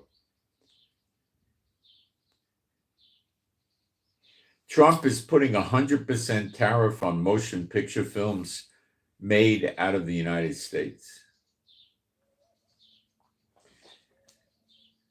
what does that mean? I don't even know. I guess when you go to, one of the the Apple TV or Amazon Prime and you buy a movie, it's going to be more expensive or something.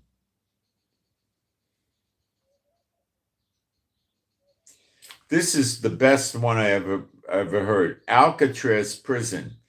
Trump says he's going to rebuild Alcatraz prison and use it again. Okay, I've been in Alcatraz prison. Okay, after it was closed.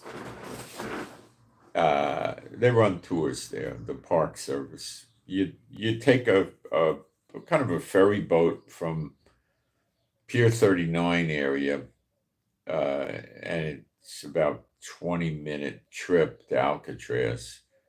The currents are rather hairy over there, and there's a pier you dock up at Alcatraz, and you get off, and the park ranger meets the group, and they take you on a tour.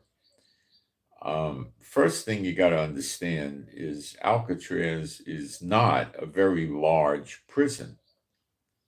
Okay. Maybe they were able to hold 200 or 300 people. I think that was about it. When you went to court and you got convicted of a crime, nobody got sent to Alcatraz. You would get sent to various federal prisons. It was a federal prison. You'd go to various federal prisons. They had, a guy that was an accountant that was fudging the books or something like that, or stockbroker. They would probably send him to a minimum security prison, which probably had, the same security as a public school, little fences and stuff like that. Of course, it had the head guards and watching the facility, but, it was pretty minimal, you know. And then they had medium security prison, which was like a prison, but they might have slept in dormitories. They didn't have individual cells. And, these were people that were a high risk. High risk can come if your sentence is long. If you got a 12-year sentence, you're going to be much higher risk than somebody with a 2 or 3 year sentence. So someone 2 or 3 year sentence is rather unlikely to try to escape and make trouble because they're close to getting out from day one. Someone with 12 years or 25 years is more desperate. Then people that are in for life are very frequently not that worried about killing somebody in jail, especially if there's not much chance of having the death penalty applied to you, like in California.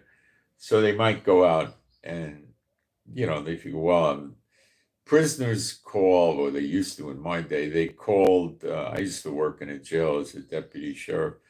They called the going in for life all day. A 5-year sentence is a nickel, a 10-year sentence is a dime, and that kind of thing.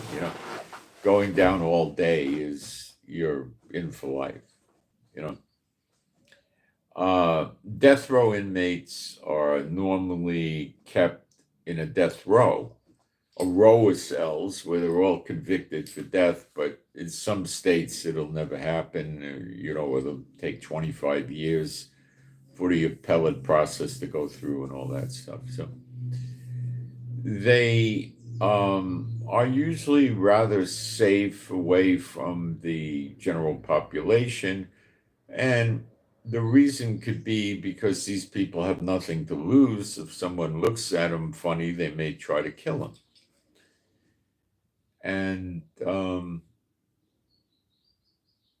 they're watched much more closely. They're safer. I understand they get better food, better medical, they get better treatment. A lot of guys in the jails prefer the higher security prisons where they got a one-man cell, because then they get locked up by themselves, and they don't have to worry about other prisoners jumping them and beating them or raping them or stealing their stuff or something like that. Once that cell door closes, they could just relax and go to sleep. Now, a lot of people get used to being in jail. Their parents beat them. The neighborhood would beat them. They got used to beatings. It didn't have much effect on them. So they'd fight rather viciously, not necessarily well trained, but they'd fight hard. And they have trouble on the outside. They don't like having to work and put up with a boss and make money and pay rent and pay bills. It's a strain on them. They don't do well with it. They're in jail. A lot of them don't have a problem with the homosexual lifestyle in the prisons. And some prisons, they could get drugs and alcohol, and they don't have the same responsibilities that perplex them on the outside. They don't have to hold a job. They don't have to pay bills. They have no bills. They have no financial responsibilities. They don't have to make child support. They don't have to make alimony. They don't have any of this, no car payments. So what do? They wake up in the morning. They're told when to get up. They get up. They march out. There's a count, usually, and they go into a dining room and they get a breakfast for free. Then they leave the dining room and they go wherever they're going to go. Maybe they have a job to go to, or they go to a recreation area. Then they hang out. They don't have the responsibilities. Then they're bored. So they join a gang. Now they got action.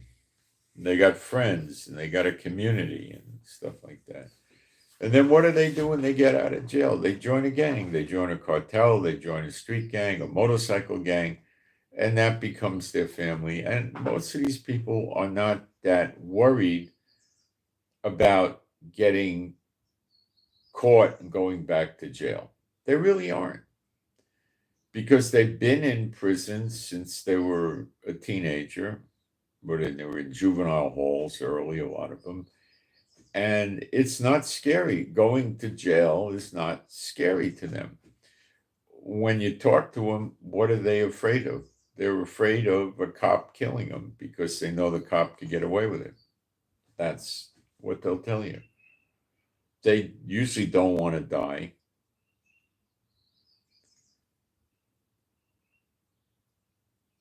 When they're on the outside, they're very worried about getting injured. Like if they get broken leg, or a hand is shot or a leg is shot, and they're on the outside and they're crippled temporarily even until they heal.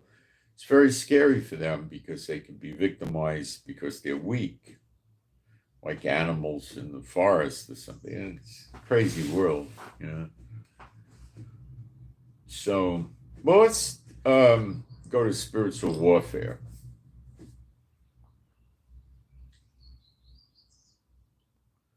So when you go into Luke 10 and it tells you can tread over all the power of the enemy and nothing shall harm you, you have to understand that you can do more than just demon toss, because the demons do more than just go live inside a person. Okay? Now, the demons can't do anything to you, but let's say your boss, you have a job, whatever you want to call yourself, anything, you're a teacher, you have a principal, you work in a factory, you got a foreman, whatever, right? And your boss is a dedicated lover of Satan and a practicing witch, right? Having a demon inside this person. So the demon to them is a god. The demon to us is a reject or, a complete piece of junk,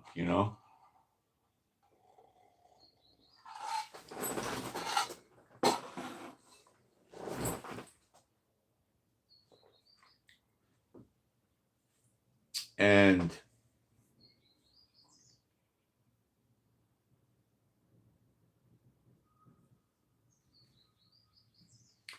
a good question is, what are the demons? Where'd they come from? And it appears rather apparent that at least some of them are the unclean spirits would be um, fallen angels, because Satan is an unclean spirit now, and he's thrown down to earth with a third of the angels. So it would appear that's it. But when you see pictures of the Egyptian sphinxes, or maybe you've been there and saw them, I would never bother going over there to look at a graven image. But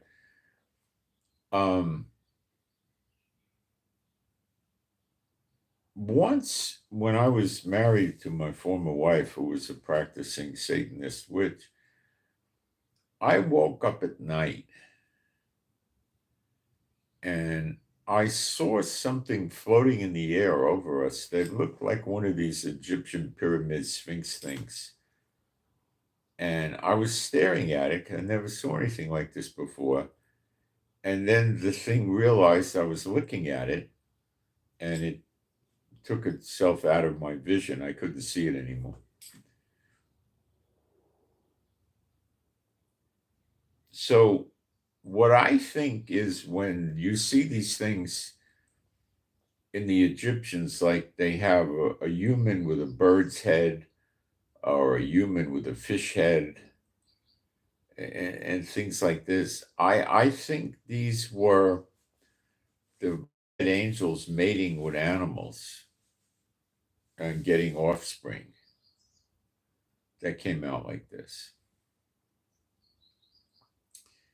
And the Egyptians were worshiping these idiots, and that's why they made pictures and statues of them, because they thought they were some form of deity. But I think there's a reality level in that stuff, They actually did exist. I'm pretty sure they couldn't reproduce. They would have been sterile, but I think they did exist.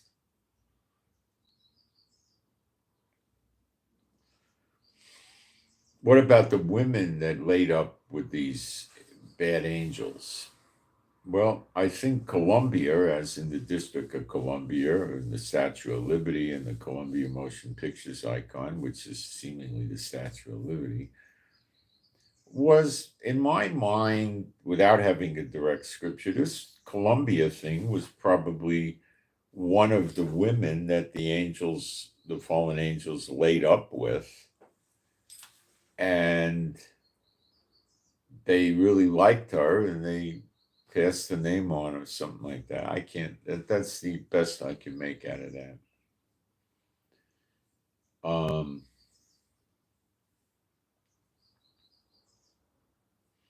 So let's say you want to go after an unclean spirit that's not in a person. When an unclean spirit is in a person and you toss it out of the person, it has to go rapidly.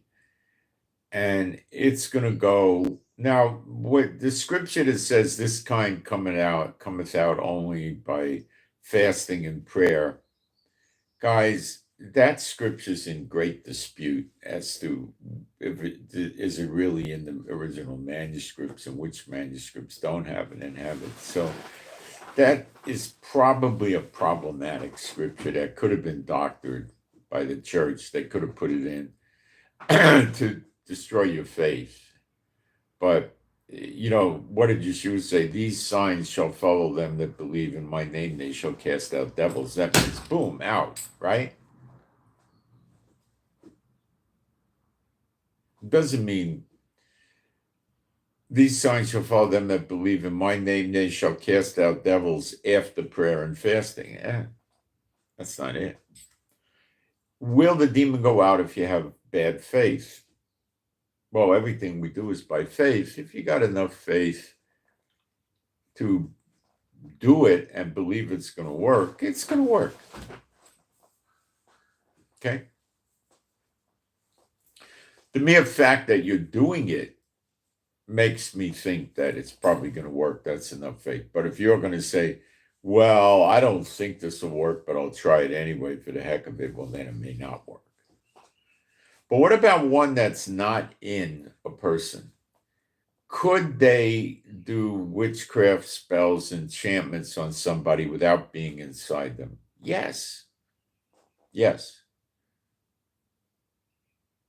That's the darts of the enemy, the power of the air throwing darts of the enemy. They can do things like that. They don't have to be in a person. But remember Proverbs 26, a causeless curse shall not come. Anything, witchcraft, sorcery, spells, and enchantment, that's a curse, okay? It's not going to come unless you give him place to the devil, okay? So if you're not sinning, they're not going to be able to do anything to you.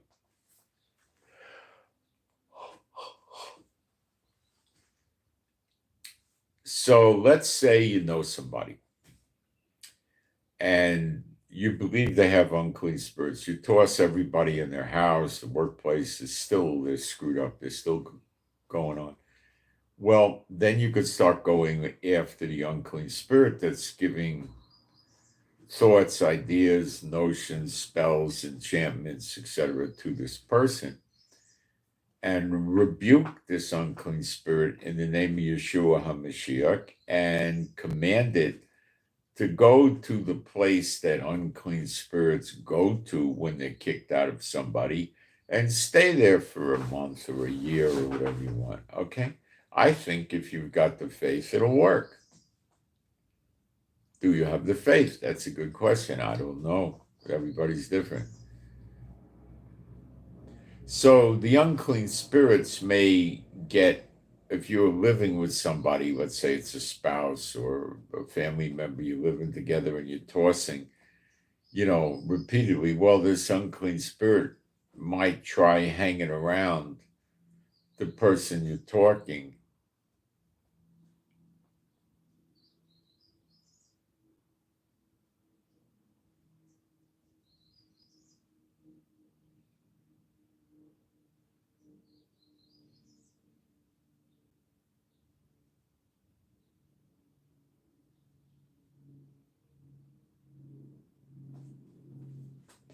So then the unclean spirits in the pit, the dry place where the unclean spirits go and they're very uncomfortable, they don't tell the people they were kicked out of. They're not going to sit there and say, oh, no, I got to go back to that place. I hate it there. But that's how they feel. When you're tossing the unclean spirit, could you tell the unclean spirit, in a minute, when I say the Lord's name, I'm going to cast you out of this person, and I command you to not conceal your fear and dread over what's happening from that person. Now come out from John Doe immediately, B'Shem Yeshua Mashiach.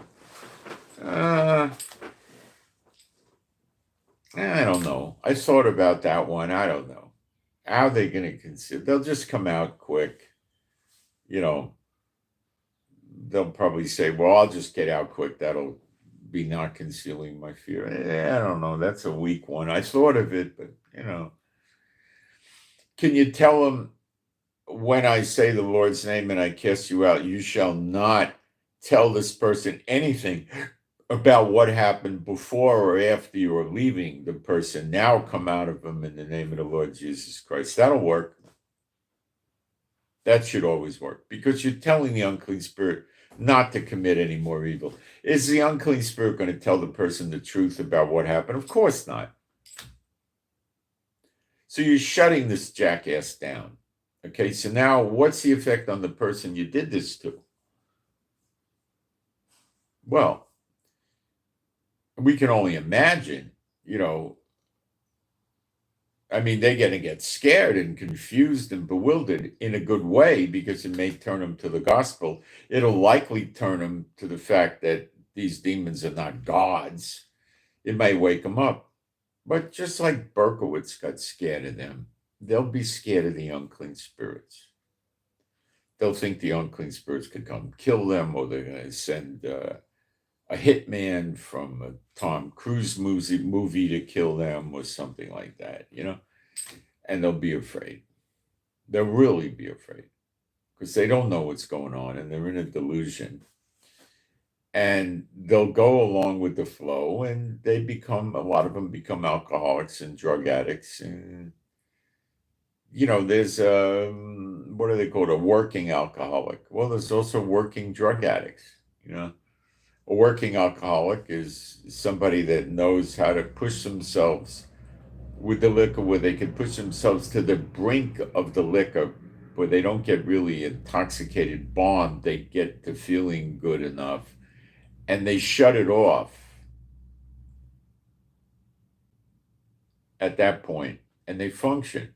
And then 3, 4 hours later, they imbibe a little bit more alcohol, but they don't go too far, and they function. Then at the end of the day, at 5 o'clock, they take some more, but now they don't have to turn it off. And usually by 8:30, 9 o'clock, they're conked out, someplace in the house, and then they'll wake up at midnight and have another couple of snoots to get back to sleep. They need alcohol in their bloodstream at all times, or they're going to be jittery and not right, and stuff like that. Um, so you could do that. Another one is you going to give them a commandment. Well, no, that don't make sense. Hold on.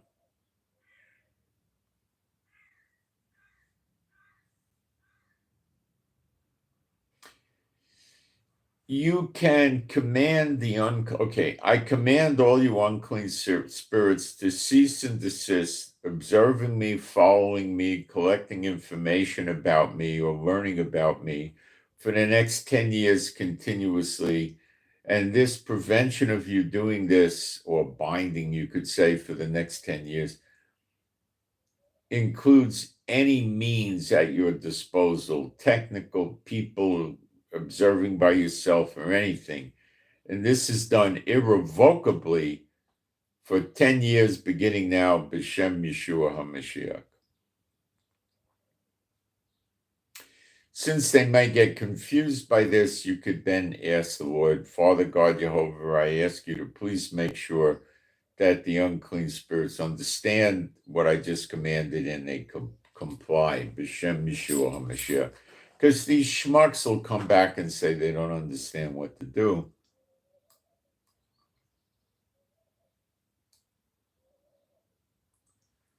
When I was married to the witch, I was, and I was in spiritual warfare against her, I knew it and all that. I was doing something like this, and she came back and was laughing at me. So the demons told her what I was doing, and they said, basically, she was saying it was too complicated.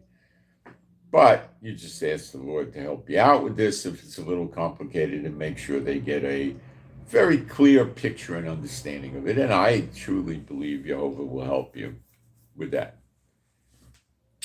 But you can't confuse them. They're not gods, So if you overdo or over-engineer your little fine points as to how the command's going to work, they may just say, I don't know what this guy wants.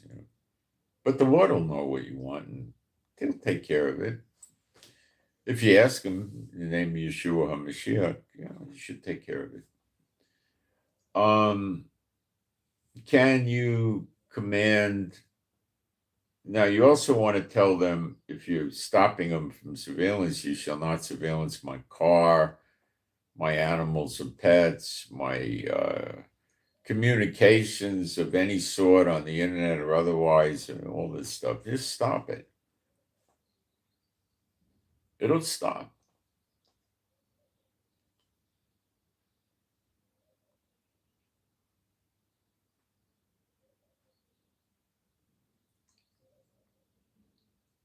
It'll stop.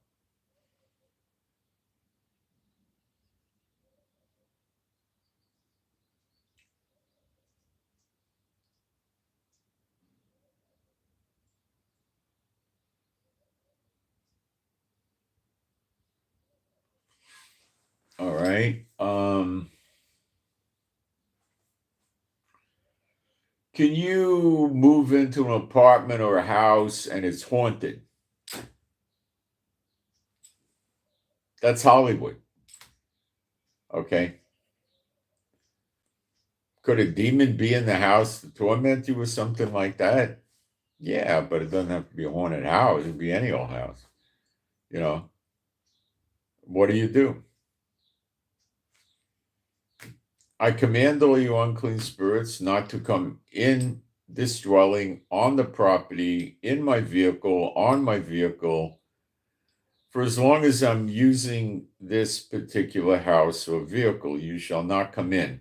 If I give permission for a person to come into my house or property or car, that does not include you.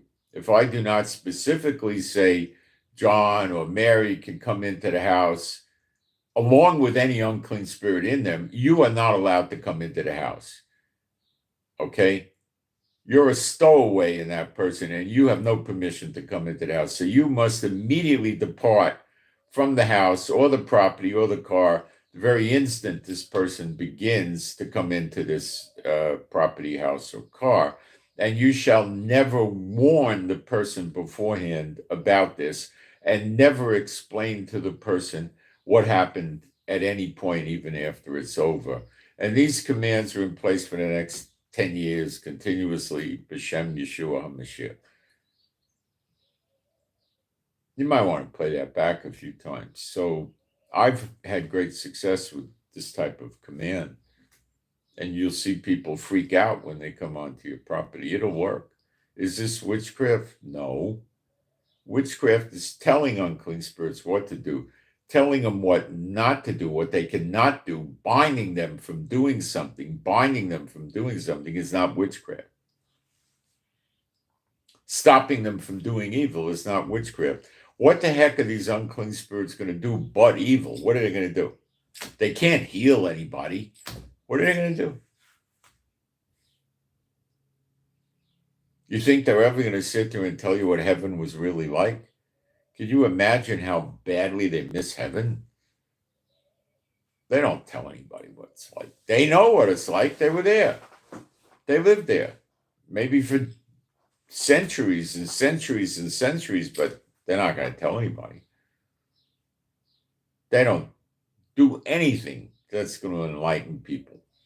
Their game is to destroy your faith, because without faith, you can't harm them.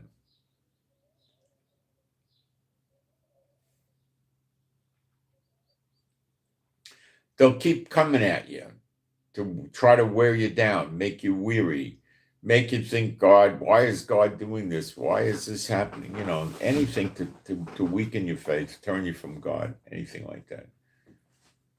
Anything like that.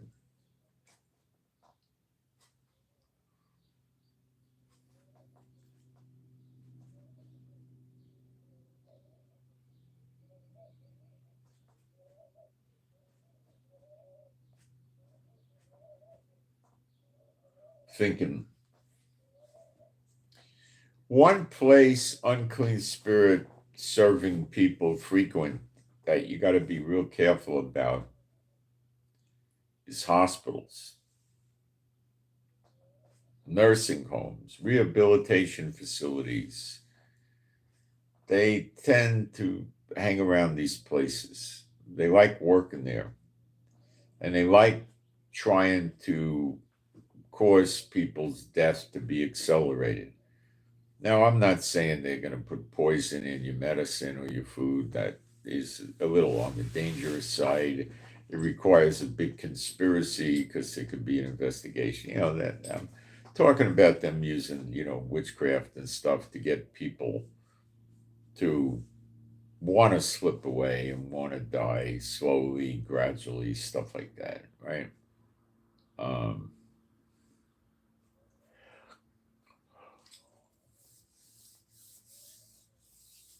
you got to be very careful about surgeries and stuff like that, because a lot of these idiots like doing that. A lot of nurses are witches, and you see how the doctors get divorced, the dentists get divorced all the time, a lot of times, very high divorce rates. Now, you know why? They flirt with the married doctor because they don't care about adultery. They flirt with a married doctor. If they can seduce him, the guy really gave place to the devil. Now the witchcraft is going to work. And she pulls him in, gets him to dump the real wife when they used to really love each other. And she's got the meal ticket.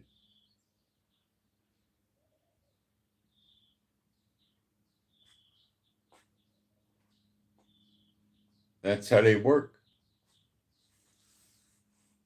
That's their game. So you got a lot of them running around. Oh, yeah. Are there a lot of doctors that are Satan bots? I would not say a lot. No. Some, but not a lot. No. They're generally victims. Okay. And how could I back this up? Well, if you check, they have doctors and dentists have a very high suicide rate.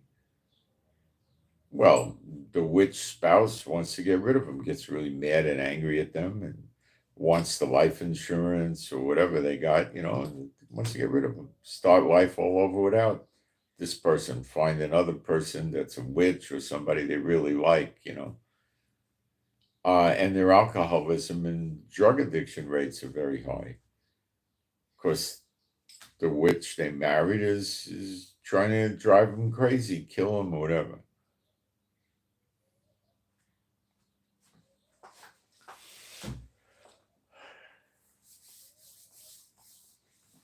Do Satan bots become criminals? Yeah. Oh, yeah. Do the demons help them with their crimes? Yeah. Yeah. Yep. Are the prisons rather full of people that serve unclean spirits? Yeah. Generally, they get led astray by the unclean spirits, so they don't listen to what the unclean spirits tell them or whatever, and they wind up in jail.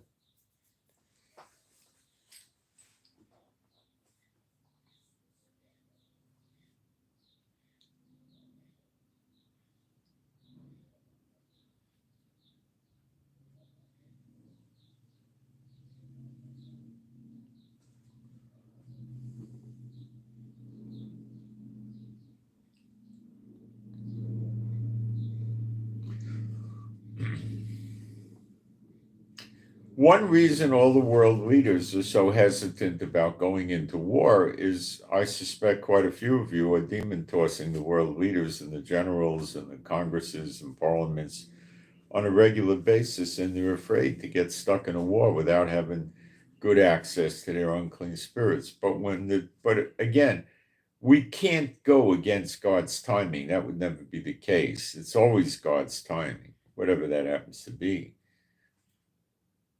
But it's looking like we're coming to the end of the line.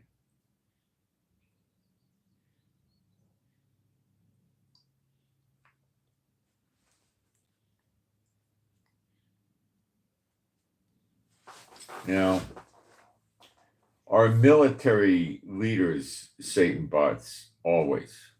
I'm talking generals.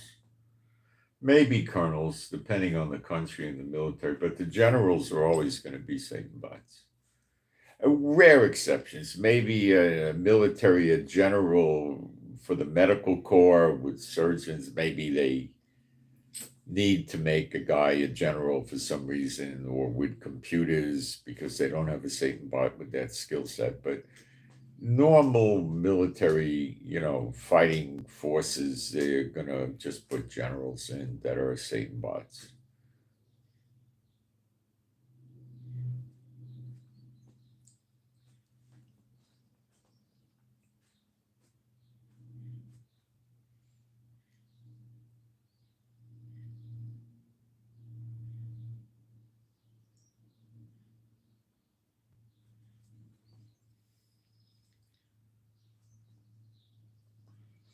Big corporations are always owned, operated, and controlled by Satan bots. It's been like that for many centuries around the world. It's always Satan bots. Sheriff of Nottingham and Robin Hood fiction, I think, but Sheriff of Nottingham would have been a Satan bot. Are Satan bots running around in prisons? Yep. The wardens and those guys are going to be Satan bots just about always because they don't want the prisoners putting witchcraft and sorcery and spells and shamans on the wardens. So they're going to have the high-ranking people in the prisons are going to be Satan bots.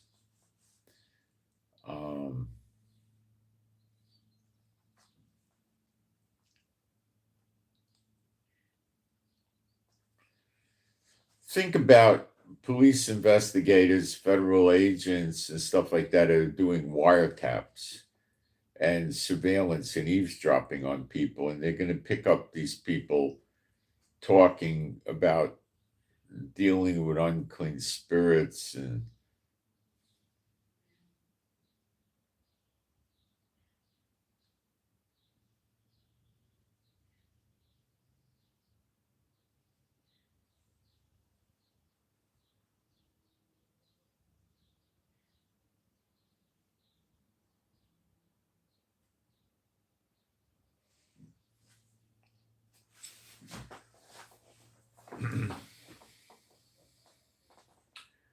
what about you going into a bank and they're bothering you at the bank?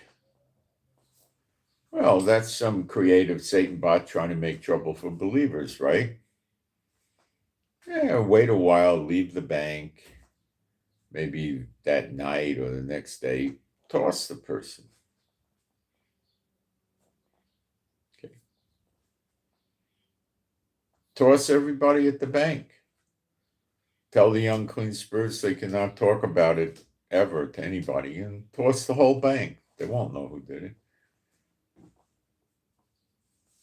One time I was having problems from a judge. It was a civil court case, and the judge was being a real jackass to me. I left the court and I tossed a big state legislature and the city government and all that stuff, right? I did a thorough sweep. And then I repeated it a few days later or whatever. I know I did it more than once. And then I showed up later on to go back to court. And that judge took a completely different position to me. Oh, a heck of a lot more fair. Huge difference, massive.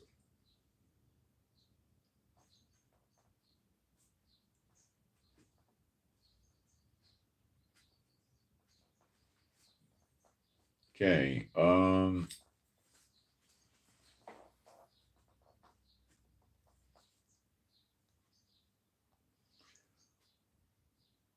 You have trouble, you go to your big supermarket in America or Europe, your supermarket manager is going to be a Satan bot. He's in charge of a lot of workers, and they don't want people witchcrafting him for refunds and different things like that. So, yeah, he's going to be another one. Okay. A lot of businesses use unclean spirits to protect their business. Stop the unclean spirit from protecting their business, and then they're going to get pretty worried. If the unclean spirits ever tell them, which they may not, but they may.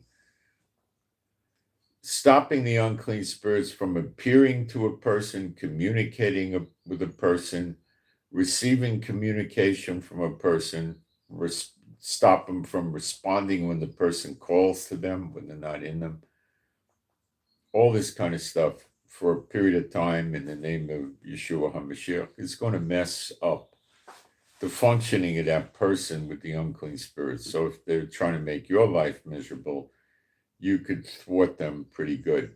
You see, they freak out. Okay?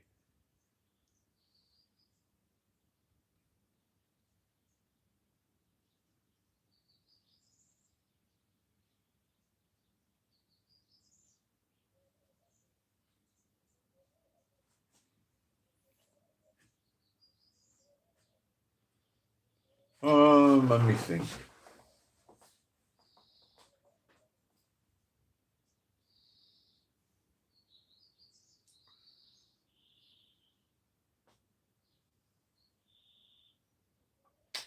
Once I was on a cruise ship. It was the first day of the cruise. I got in there before they did the, lifeboat drill, I wanted to go to the jacuzzi, so I went and I went to the buffet and I ate some lunch and I went back to the room, put a bathing suit on, got a robe or a towel, went up to the jacuzzi, sat in the jacuzzi, started talking to some guy. And I was wearing glasses. These were not these sunglasses. I still have them. They were Revo mirrored sunglasses you couldn't see through, similar to this, and sitting in the pool.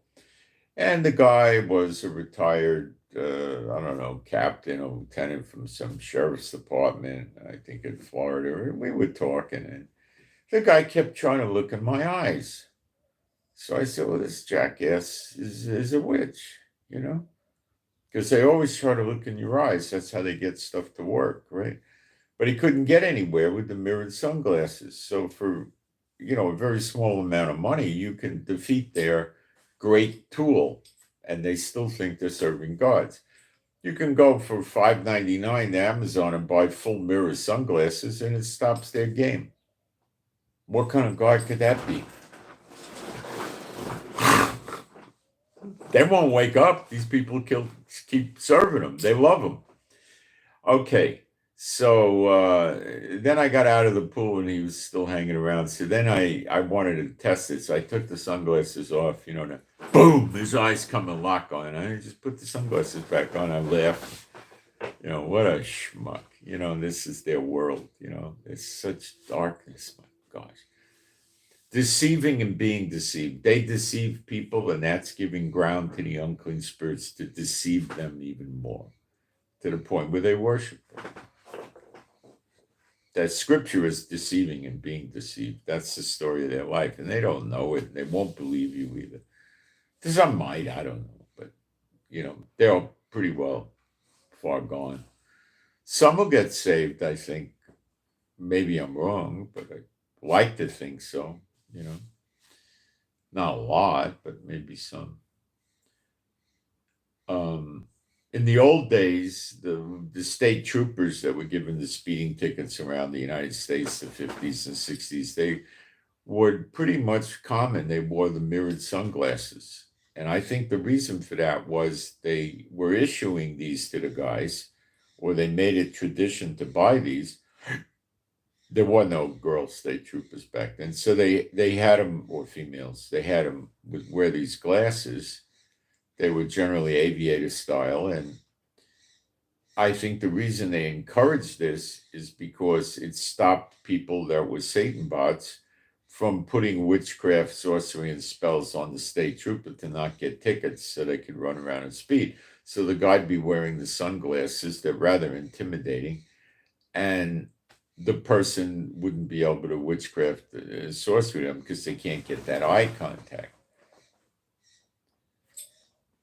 So that would screw up. They didn't want to see, people that were just common Satan bots driving around at 90 miles an hour and, not getting tickets. They didn't want anybody breaking the laws, including their own kind. So that's another thing.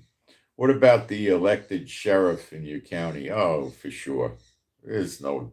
I don't think there's a single sheriff or under sheriff in the United States that's not an S-bot. Same with police chiefs, deputy police chiefs. The same with mayors, board of supervisors, city council people. Occasionally there might be a non-Satan bot in there, but very unusual.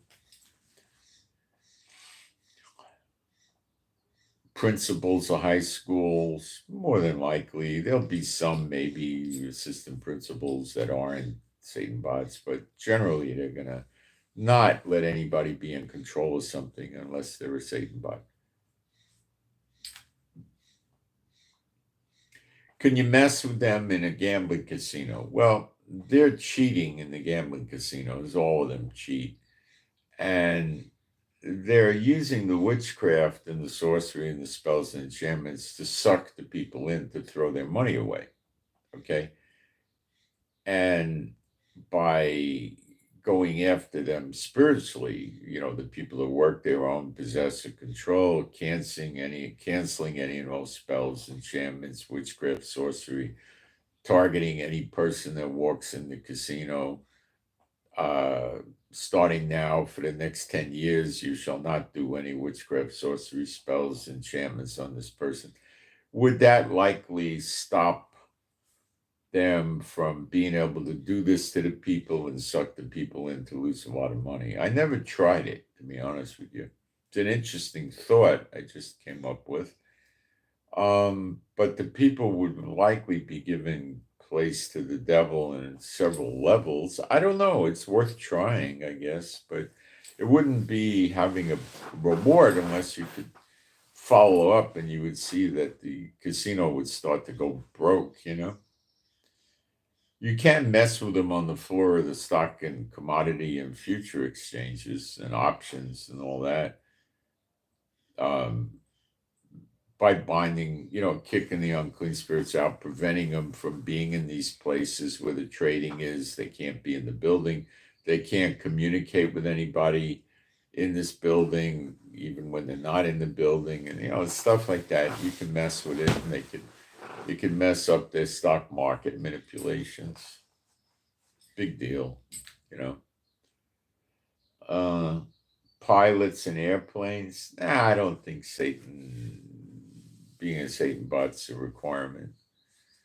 Train operators. No, I've known train operators. They're not Satan bots, I don't think. No. Captain of a cruise ship. Now that'll be a Satan bot.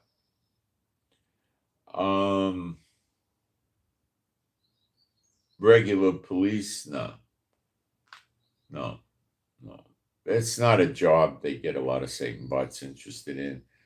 But no, not every law enforcement officer is a Satan bot. Not at all. Not anywhere close. No. Mm-mm. Firemen, I doubt it. Ambulance attendants, I don't think so. What other things? Teachers, nah. Some, but nah.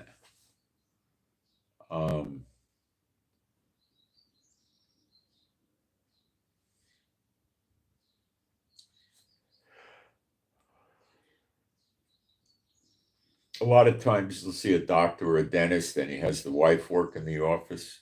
Why? Well, maybe they're just starting out and they need money, or maybe you'll see this in an office that's doing well. And why is that going on? Well, it could be going on because she wants to stay there and make sure another witch doesn't come in and steal her meal ticket.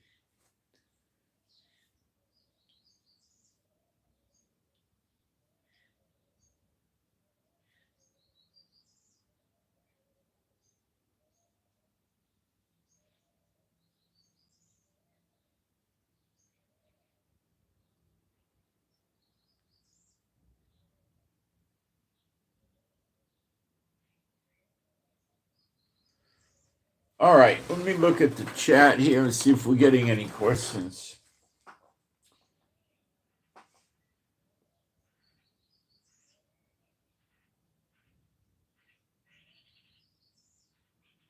Oh, 3 people were shot in a park in Yerba Linda near LA in California. The Alcatraz thing with Trump is really just designed to put probably high, what he considers special targeted criminals in there because it had a reputation of being a tough prison. But I don't think he's going to be allowed to make it into a tough prison today. I don't think so. They had rooms there in Alcatraz that were made out of steel plate, and they were dark as all get up. I mean, you would barely see, you couldn't see a hand in front of your face, literally. They take you in there and lock you in there for 60 seconds. And it didn't even have a toilet. It had what they called a straight shooter, a hole in the floor. And they put him in there as a punishment and keep him in there for a while. And then they also had silence. You couldn't talk except if they were out in the yard together. And they had metal detectors. They controlled the silverware. They watched the people very carefully. It was a punishment. You had to go to a regular federal prison and then do something wrong so bad, like Al Capone went there because he was corrupting prison guards with money. And then they send you there for usually 5 years, and they added that on to your sentence. And then you would either get out or go back to a regular jail for a while and then get out. Uh, so it was a really harsh place, you know. And the guards were kind of special guards. They lived on the island. They took ferry boats to get to San Francisco. Their kids went on a ferry boat to go to school in San Francisco. They were secure enough to keep their families on the island, you know, and they didn't have to pay rent. They got a free house. In San Francisco, rents were usually, well, in the old days, they weren't costly. The prison closed in the 60s, 65 or something like that, you know.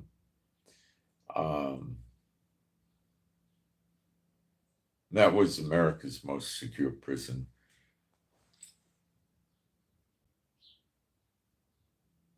It's an interesting tour in San Francisco. It's a beautiful island. It's kind of nice. It's windy, and you see San Francisco, beautiful scenic views, but I don't think they had those from the prison. The guards did, but not them. It would have been a pain in the neck going back and forth on the ferries all the time, but I think the guards got premium pay for working at San Francisco.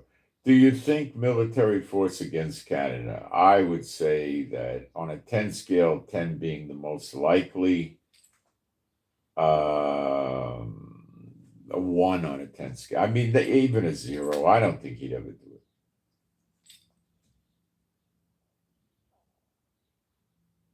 I don't think he'd ever do it.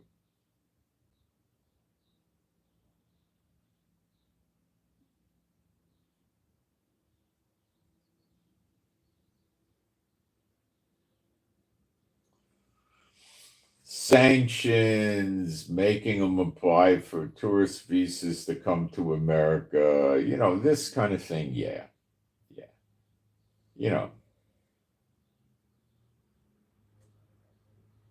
but that's about it.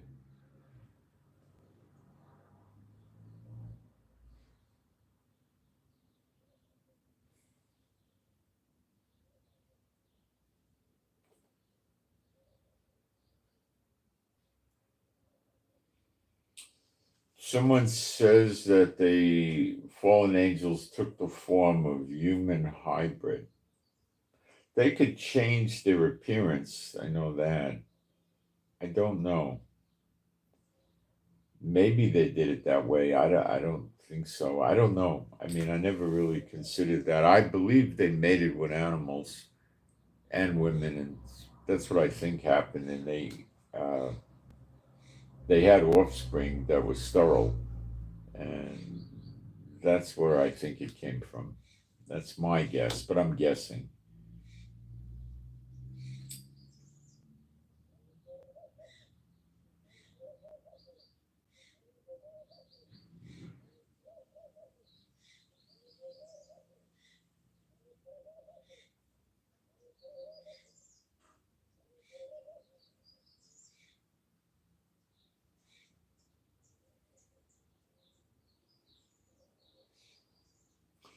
One of the things you'll notice about Satan bots is they get pretty obsessed with reading obituaries.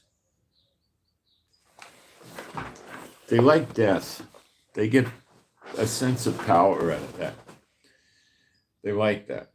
Be careful if there's somebody in a hospital that's sick and they're in really bad shape and they want to come sit and visit with them. They're probably trying to get them to check out quicker. I'll be right back in a minute. You could demon toss the whole hospital if you want to.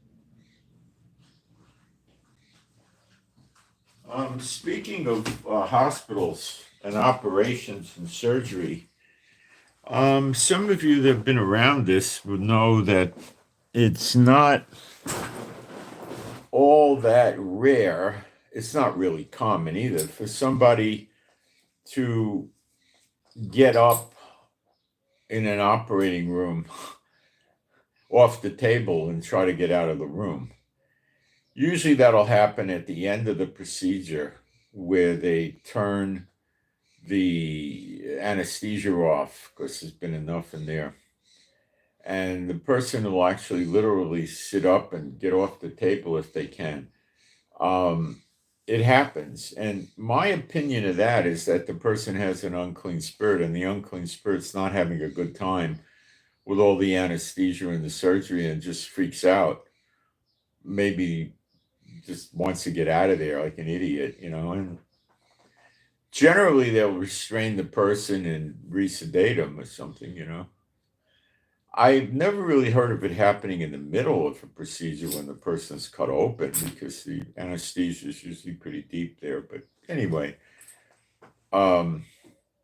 that's my estimate. Could it be that the person just has a lot of willpower and I don't know, maybe it's something like that. I have no idea.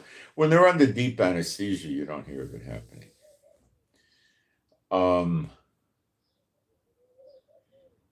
Remember they used to call alcohol spirits?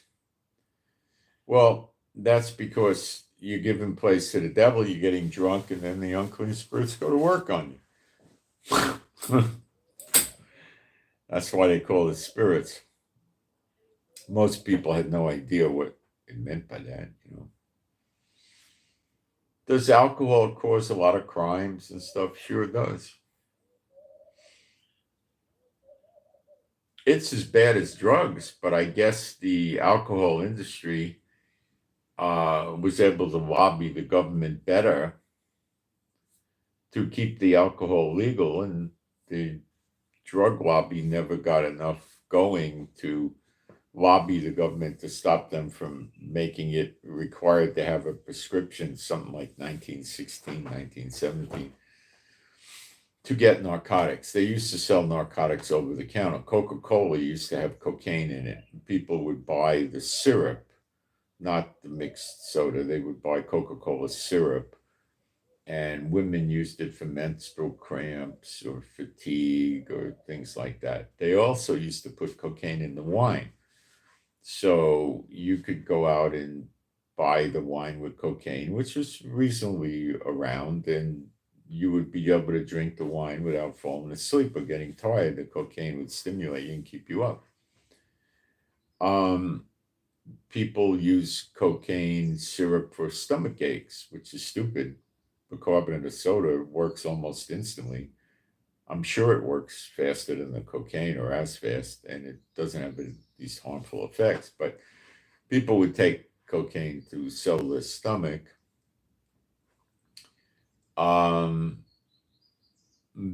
People used to take like a cocktail of a coke. They didn't have speed, as far as I know. Back then, they had cocaine, and they would use cocaine with opium together. So the opium would be central nervous system depressant, sedation, and the cocaine would be stimulant and some pain relief and stuff like that. They'd mix them together. They used to use that for cancer treatment, morphine with cocaine in a liquid, but I don't know if they still do it. America, the doctors have their hands tied, and they really under-medicate the people with pain, which in some cases could be cruel. Where you'll find in most other countries, if not all, the doctors are way more liberal about giving out pain medication. No, I'm talking about surgery and post-surgery. I'm not talking about, you know,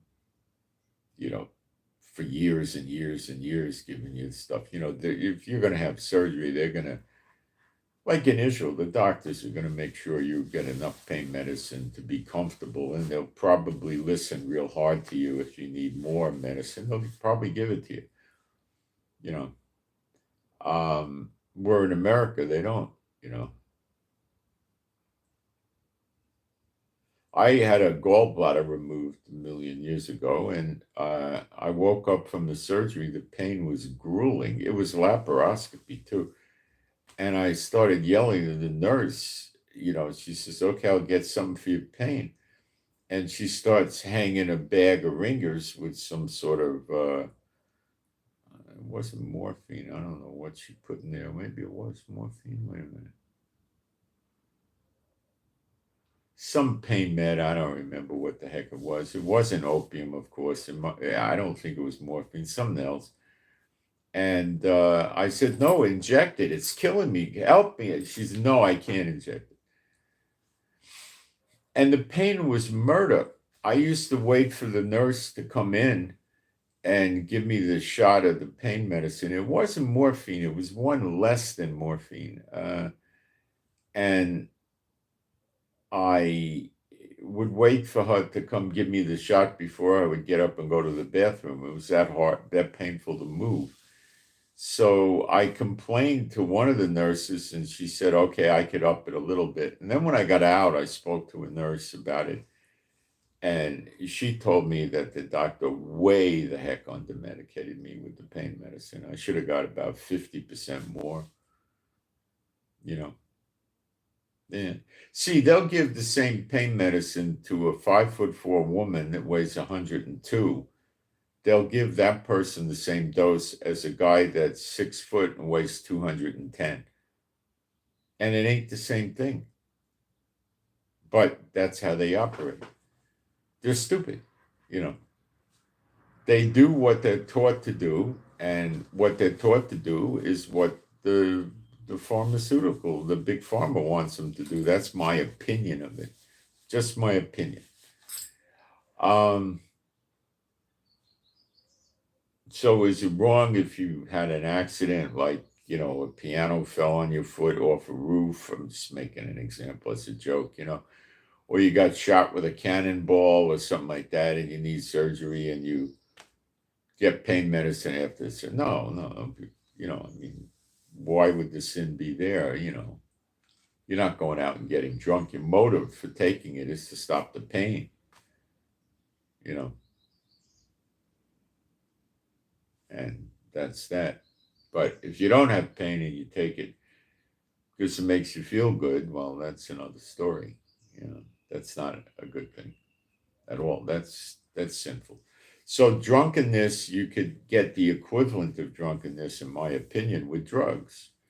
And it's, you know, basically, I would say the same thing. Legal or illegal. I mean, alcohol's legal and drunkenness is not allowed in the Bible. So what's the difference if the drugs are legal? It's still not allowed. You're getting yourself stoned, inebriated. You're losing control of your faculties. Your reasoning and your logic and your morals are diminished. It's not a good thing. Just because they made marijuana legal, it doesn't mean it's an okay thing to take it. It's stupid to take it. You know, my book.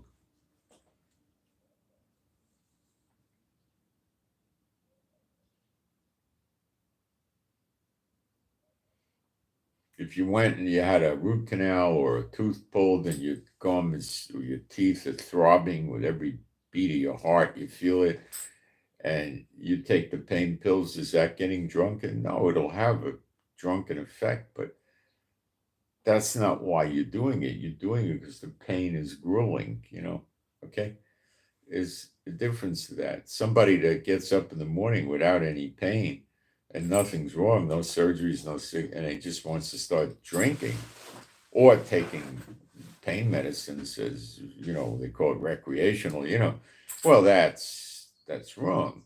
That's, you know, willfully getting drunk, you know. There's a difference, you know. And also the person that takes it for they go to the dentist or something, or they have a surgery, they take it for a few days, they're likely not going to like it. They're not going to enjoy the feeling, and they're going to not do it, you know.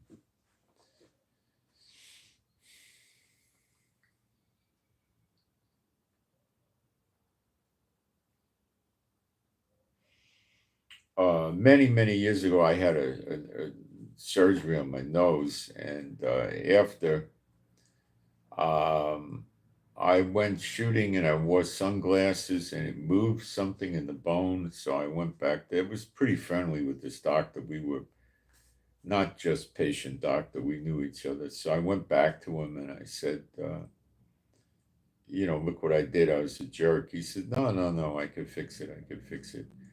And then he said, hey, wait, let me numb it first. And he said, it'll take about 20 minutes. And he put this liquid on some cotton and he stuffed it up in my nose, right? And I went back in about 20, 30 minutes and I said to him, I don't know what you gave me, but I mean, this is what happened. I had to run to the bathroom with diarrhea. My face was getting flushed. I was hot and sweaty. What was it? He said, cocaine. I said, oh. He says, oh, you're lucky. You don't like it. So then he put his hands on both sides of my nose like that and moved it. And before he did it, he said, hold on to the chair. I went like that. And he said, no, hold on like this. Boy, did that hurt. Whoa. It was rough. So that's what it did to me. Now, somebody that likes being addicted would think, oh, no big deal. I had to go to the bathroom. I got the sweats or something like that. Alcoholics would normally say things like code talk for I was drunk, is they would say I got a heat on, because the alcohol also makes you feel like that. It drives the blood to your extremities and you feel warm, the alcohol. So a lot of people in New York City, when it was, you'd have days where it was 0 degrees, 20 degrees, rarely ever 0, rarely below 10 degrees. But, it's pretty cold. I mean, if you have to stand on an outside subway platform to wait for the train for 15 or 20 minutes at night with the wind, it gets cold. No, I didn't do this. But I used to see people do it, usually old men specifically. They would carry a flask of booze in their pocket and they would sip at it to keep warm. Now, that's considered a very dangerous practice if you're out in the woods, because it takes the blood away from your internal organs where it's needed and puts it in the legs and the arms and the ears, maybe, and stuff like that. But when you're in a New York City on a subway platform, the chances of you dying of hypothermia is pretty remote, unless you're homeless and you're sleeping in a doorway. So they would use the alcohol to stay warm. But that's an alcoholic that does that. What would a more sane person do? Get a very, very hot cup of hot chocolate and hold their hands on it and sip at it and get that hot food. That would be the more sane approach, don't you think? Or coffee or tea or whatever. Some people could do that with hot water and lemon. That's an old self-defense trick. The place to go to get really hot coffee used to be, I think they got lawsuits and they stopped it, as McDonald's.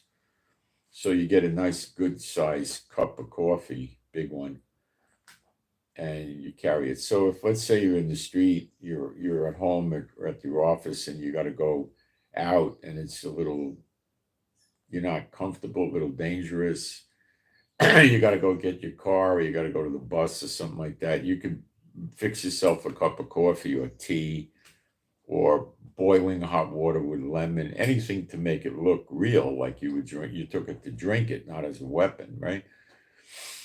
And you walk around the street holding it, and if somebody tries to accost you or attack you or something like that, boom, throw the water at them. It'd be pretty hard to imagine a prosecutor prosecuting you for that. Some jackasses would try it, but I mean, it doesn't look like, well, during the altercation, the coffee spilled, or I got scared. I threw the coffee at him, or something like that. Or you could even threaten the guy with the hot coffee with the smoke coming out of it. The guy's going to say, later for this one, let me go somewhere else. See, robbers are not really interested in having a fight to see who the king of the jungle is. They just want to get your money to go get it, drugs, usually. That's all they got in their mind. I want money, I want drugs. And then if they see resistance coming that's a danger to them, there's a small amount of them that'll get angry and maybe push against you. But a lot of them are just going to say, "I'll just go find another one. I don't want this one." They don't want to have a fight with you. They just want to disable you to get your money and your jewelry or whatever they want to get. They don't want to have a fight with you. It's of no value to them. A fight doesn't produce money for drugs. They just want your money, and so they could go get the drugs. Some people would carry, you can carry a decoy wallet, like if you carry type of person that carries a lot of money, you could buy a dummy wallet. You could put expired credit cards in there. You could put papers in there to make it look good. The guy's not going to look at it carefully. And, put $30, $40 in there or something like that. Enough for him to get a fix of heroin, right? And then, yeah, here's my wallet. I'll give you my wallet. Here. And you give it to him. Meanwhile, your other wallet is not, it's secreted in your body, maybe in another place. Maybe you wear a travel belt and you keep it in there on your abdomen or something like that. If you carry a large amount of money and you're going to go into stores and make purchases, you shouldn't take a wallet out with a lot of money. That's waving a red flag. Come rob me. Before you go in, take a few bills out that you're going to need and stick them in your pocket or someplace you could just reach in and take it. And, let's say you're going to get some takeout food and, it's $11.37 or something like that. So you pull a 20 out of your pocket and give it to them. You don't want to pull a wad of $18, $20 bills out. You're going to attract somebody. So you got to use, discretion like that. Giving them a credit card could be an issue because they might want to force you to go to the ATM machine and suck as much cash out as they could get. That could be an issue, right? So you got to watch that.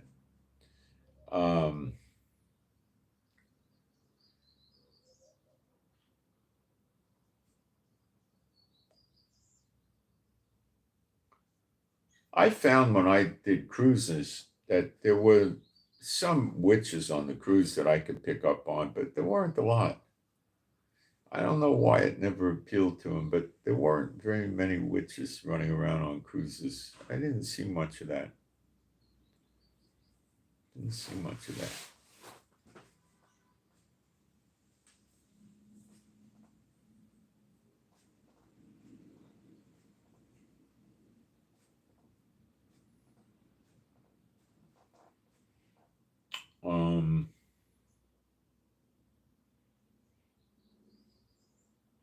What about the guys that like the TSA at the airlines and stuff? I never really picked up witches over there. They might have a few that are managers, supervisors, but I wasn't really picking them up. It's lousy work, hard work. Um, the witches don't really get into that.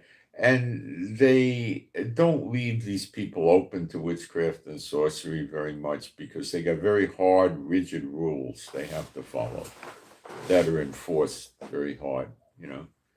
When you get into federal agents and high-ranking cops that are doing wiretaps and surveillance, they're going to hear people talking about witchcraft and sorcery and spells, enchantments, talking to demons, right? That's going to come in on the wiretaps. That's why they use people that are witches to do the wiretaps. Think about it. you wiretapping drug dealers, organized crimes. What do you think bookmakers use to scare people to pay them in witchcraft and sorcery, spells, enchantments? What do you think they use? They're witches, the bookmakers. The mafia guys getting fear over people. They put the fear in them with the witchcraft and all that stuff. Normally what the bookmakers do if somebody doesn't pay them on a bet, they welch. They don't send the guy over there to break the legs and stuff like that. That's pretty.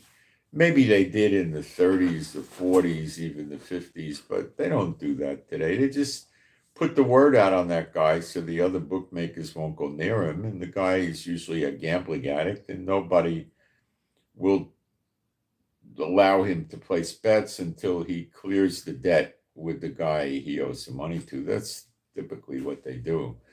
They're not sending, leg breakers over there. That was maybe in the 50s. After World War II, for a long time, the mafia did what they wanted to do. They were running wild, and the sentences that they got when they got arrested were very minimalistic, unless they got hit for murder or armed robbery or something. It was pretty minimalistic, bookmaking, gambling, fencing. These were not violent crimes, and they got minimal kind of sentences, a year or two or something. They didn't get it. So they didn't roll over and turn their fellow mafioso people in. They just go on a vacation for a year or two in jail, and then they get back, and they'd be absorbed back into the crime family, and that was that. But then the feds started getting the sentences, where this is 20 years, 40 years, 30 years, and that led to them, starting to sell each other out with the witness protection programs and stuff like that. That's where that led.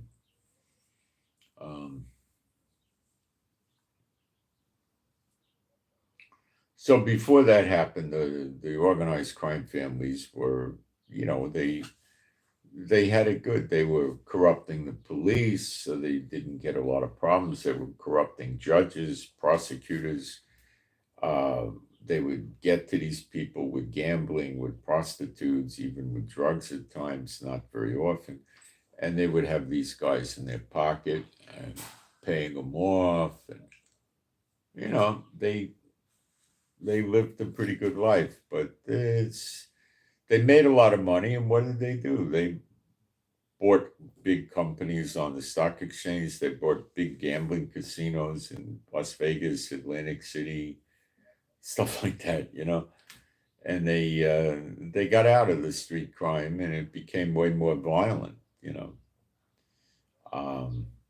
And they had a very strong habit of staying out of the drug business. The Italian mafioso people in New York, for instance, they really stayed away from the hard drugs. They didn't want any part of that. There were, illegal gambling, bookmaking, loan sharking, fencing, stolen goods. They would get involved with hijacking a truck without hurting anybody. They would break in and steal from a warehouse, maybe dresses or shoes, and they'd sell the stuff, or they would buy a truckload of, they'd go to a truck driver that's driving a truckload of 24-inch color TVs. Back then they were $700-800, when $700-800 meant a lot of money. And they would talk to the guy and say, well, just bring the truckload over to my warehouse and I'll unload it, and I'll give you, $800 or $1,500 or something like that. And they'd get a truckload of TVs, and they'd give the guy the cash. Well, just say a guy came and held you up with a gun over here, and, he took it, and give him a description, and they'll never know any better. And, they would do things like that, They would occasionally get somebody that knew how to make counterfeit money, and they would pass counterfeit money. But the guys that were running these crime families were Satan bots. The mafia, they talked about made man. Well, if you were a made man, what do you think that meant? You were a Satan bot, and they called him a wise guy. Why? Because he was wise to the ways of the world, not the ways of the Lord, but the ways of the world, which was he was a witch.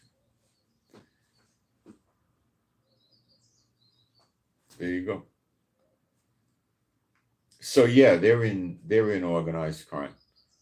You could do spiritual warfare against them in organized crime if you want to. I don't know why you want to focus on that, but if you felt like you did, you know.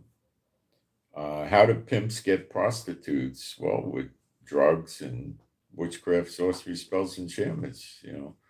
Could there be pimps that are not witches? It'd be pretty not common.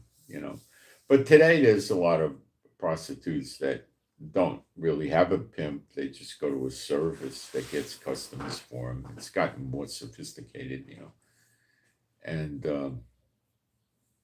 they're not, you know. But I think all prostitutes are using a lot of alcohol and or drugs. I don't think you could be a prostitute without it. You know, I don't think so.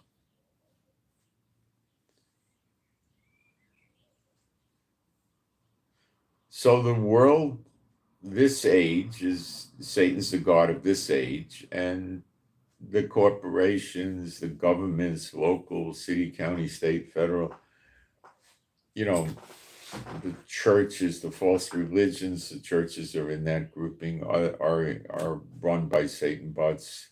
The legislatures, the executive offices, the judges, the courts.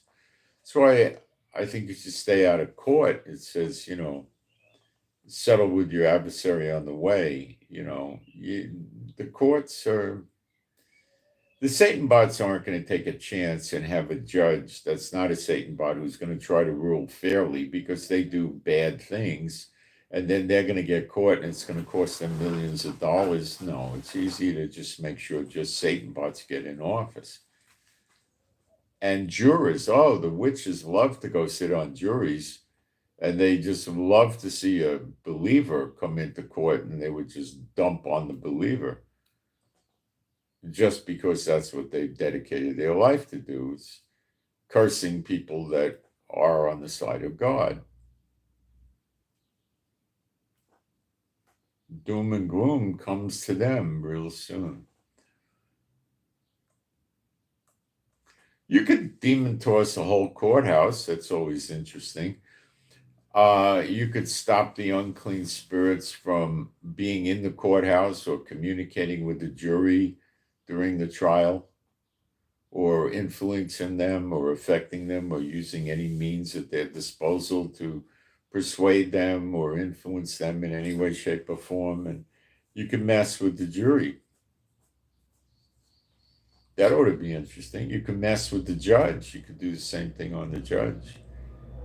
You see, little old you could reach into the big palaces of the rich and famous and the heads of countries behind all their heavy bronze doors with guards and everything like that and demon toss them.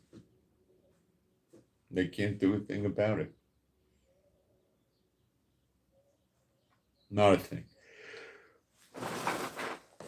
Let me see if we got any questions up here in the live stream.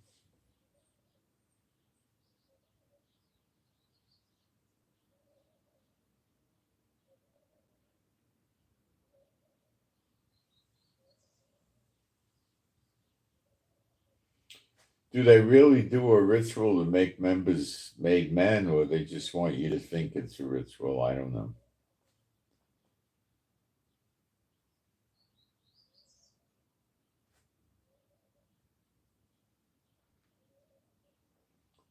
The red heifer is not necessary. Their red heifers have all proven to be defective. They've had off-color hairs growing. They don't have any non-defective red heifers, and it's not needed anyway. Read Zechariah 13, the first verse, and you'll see why.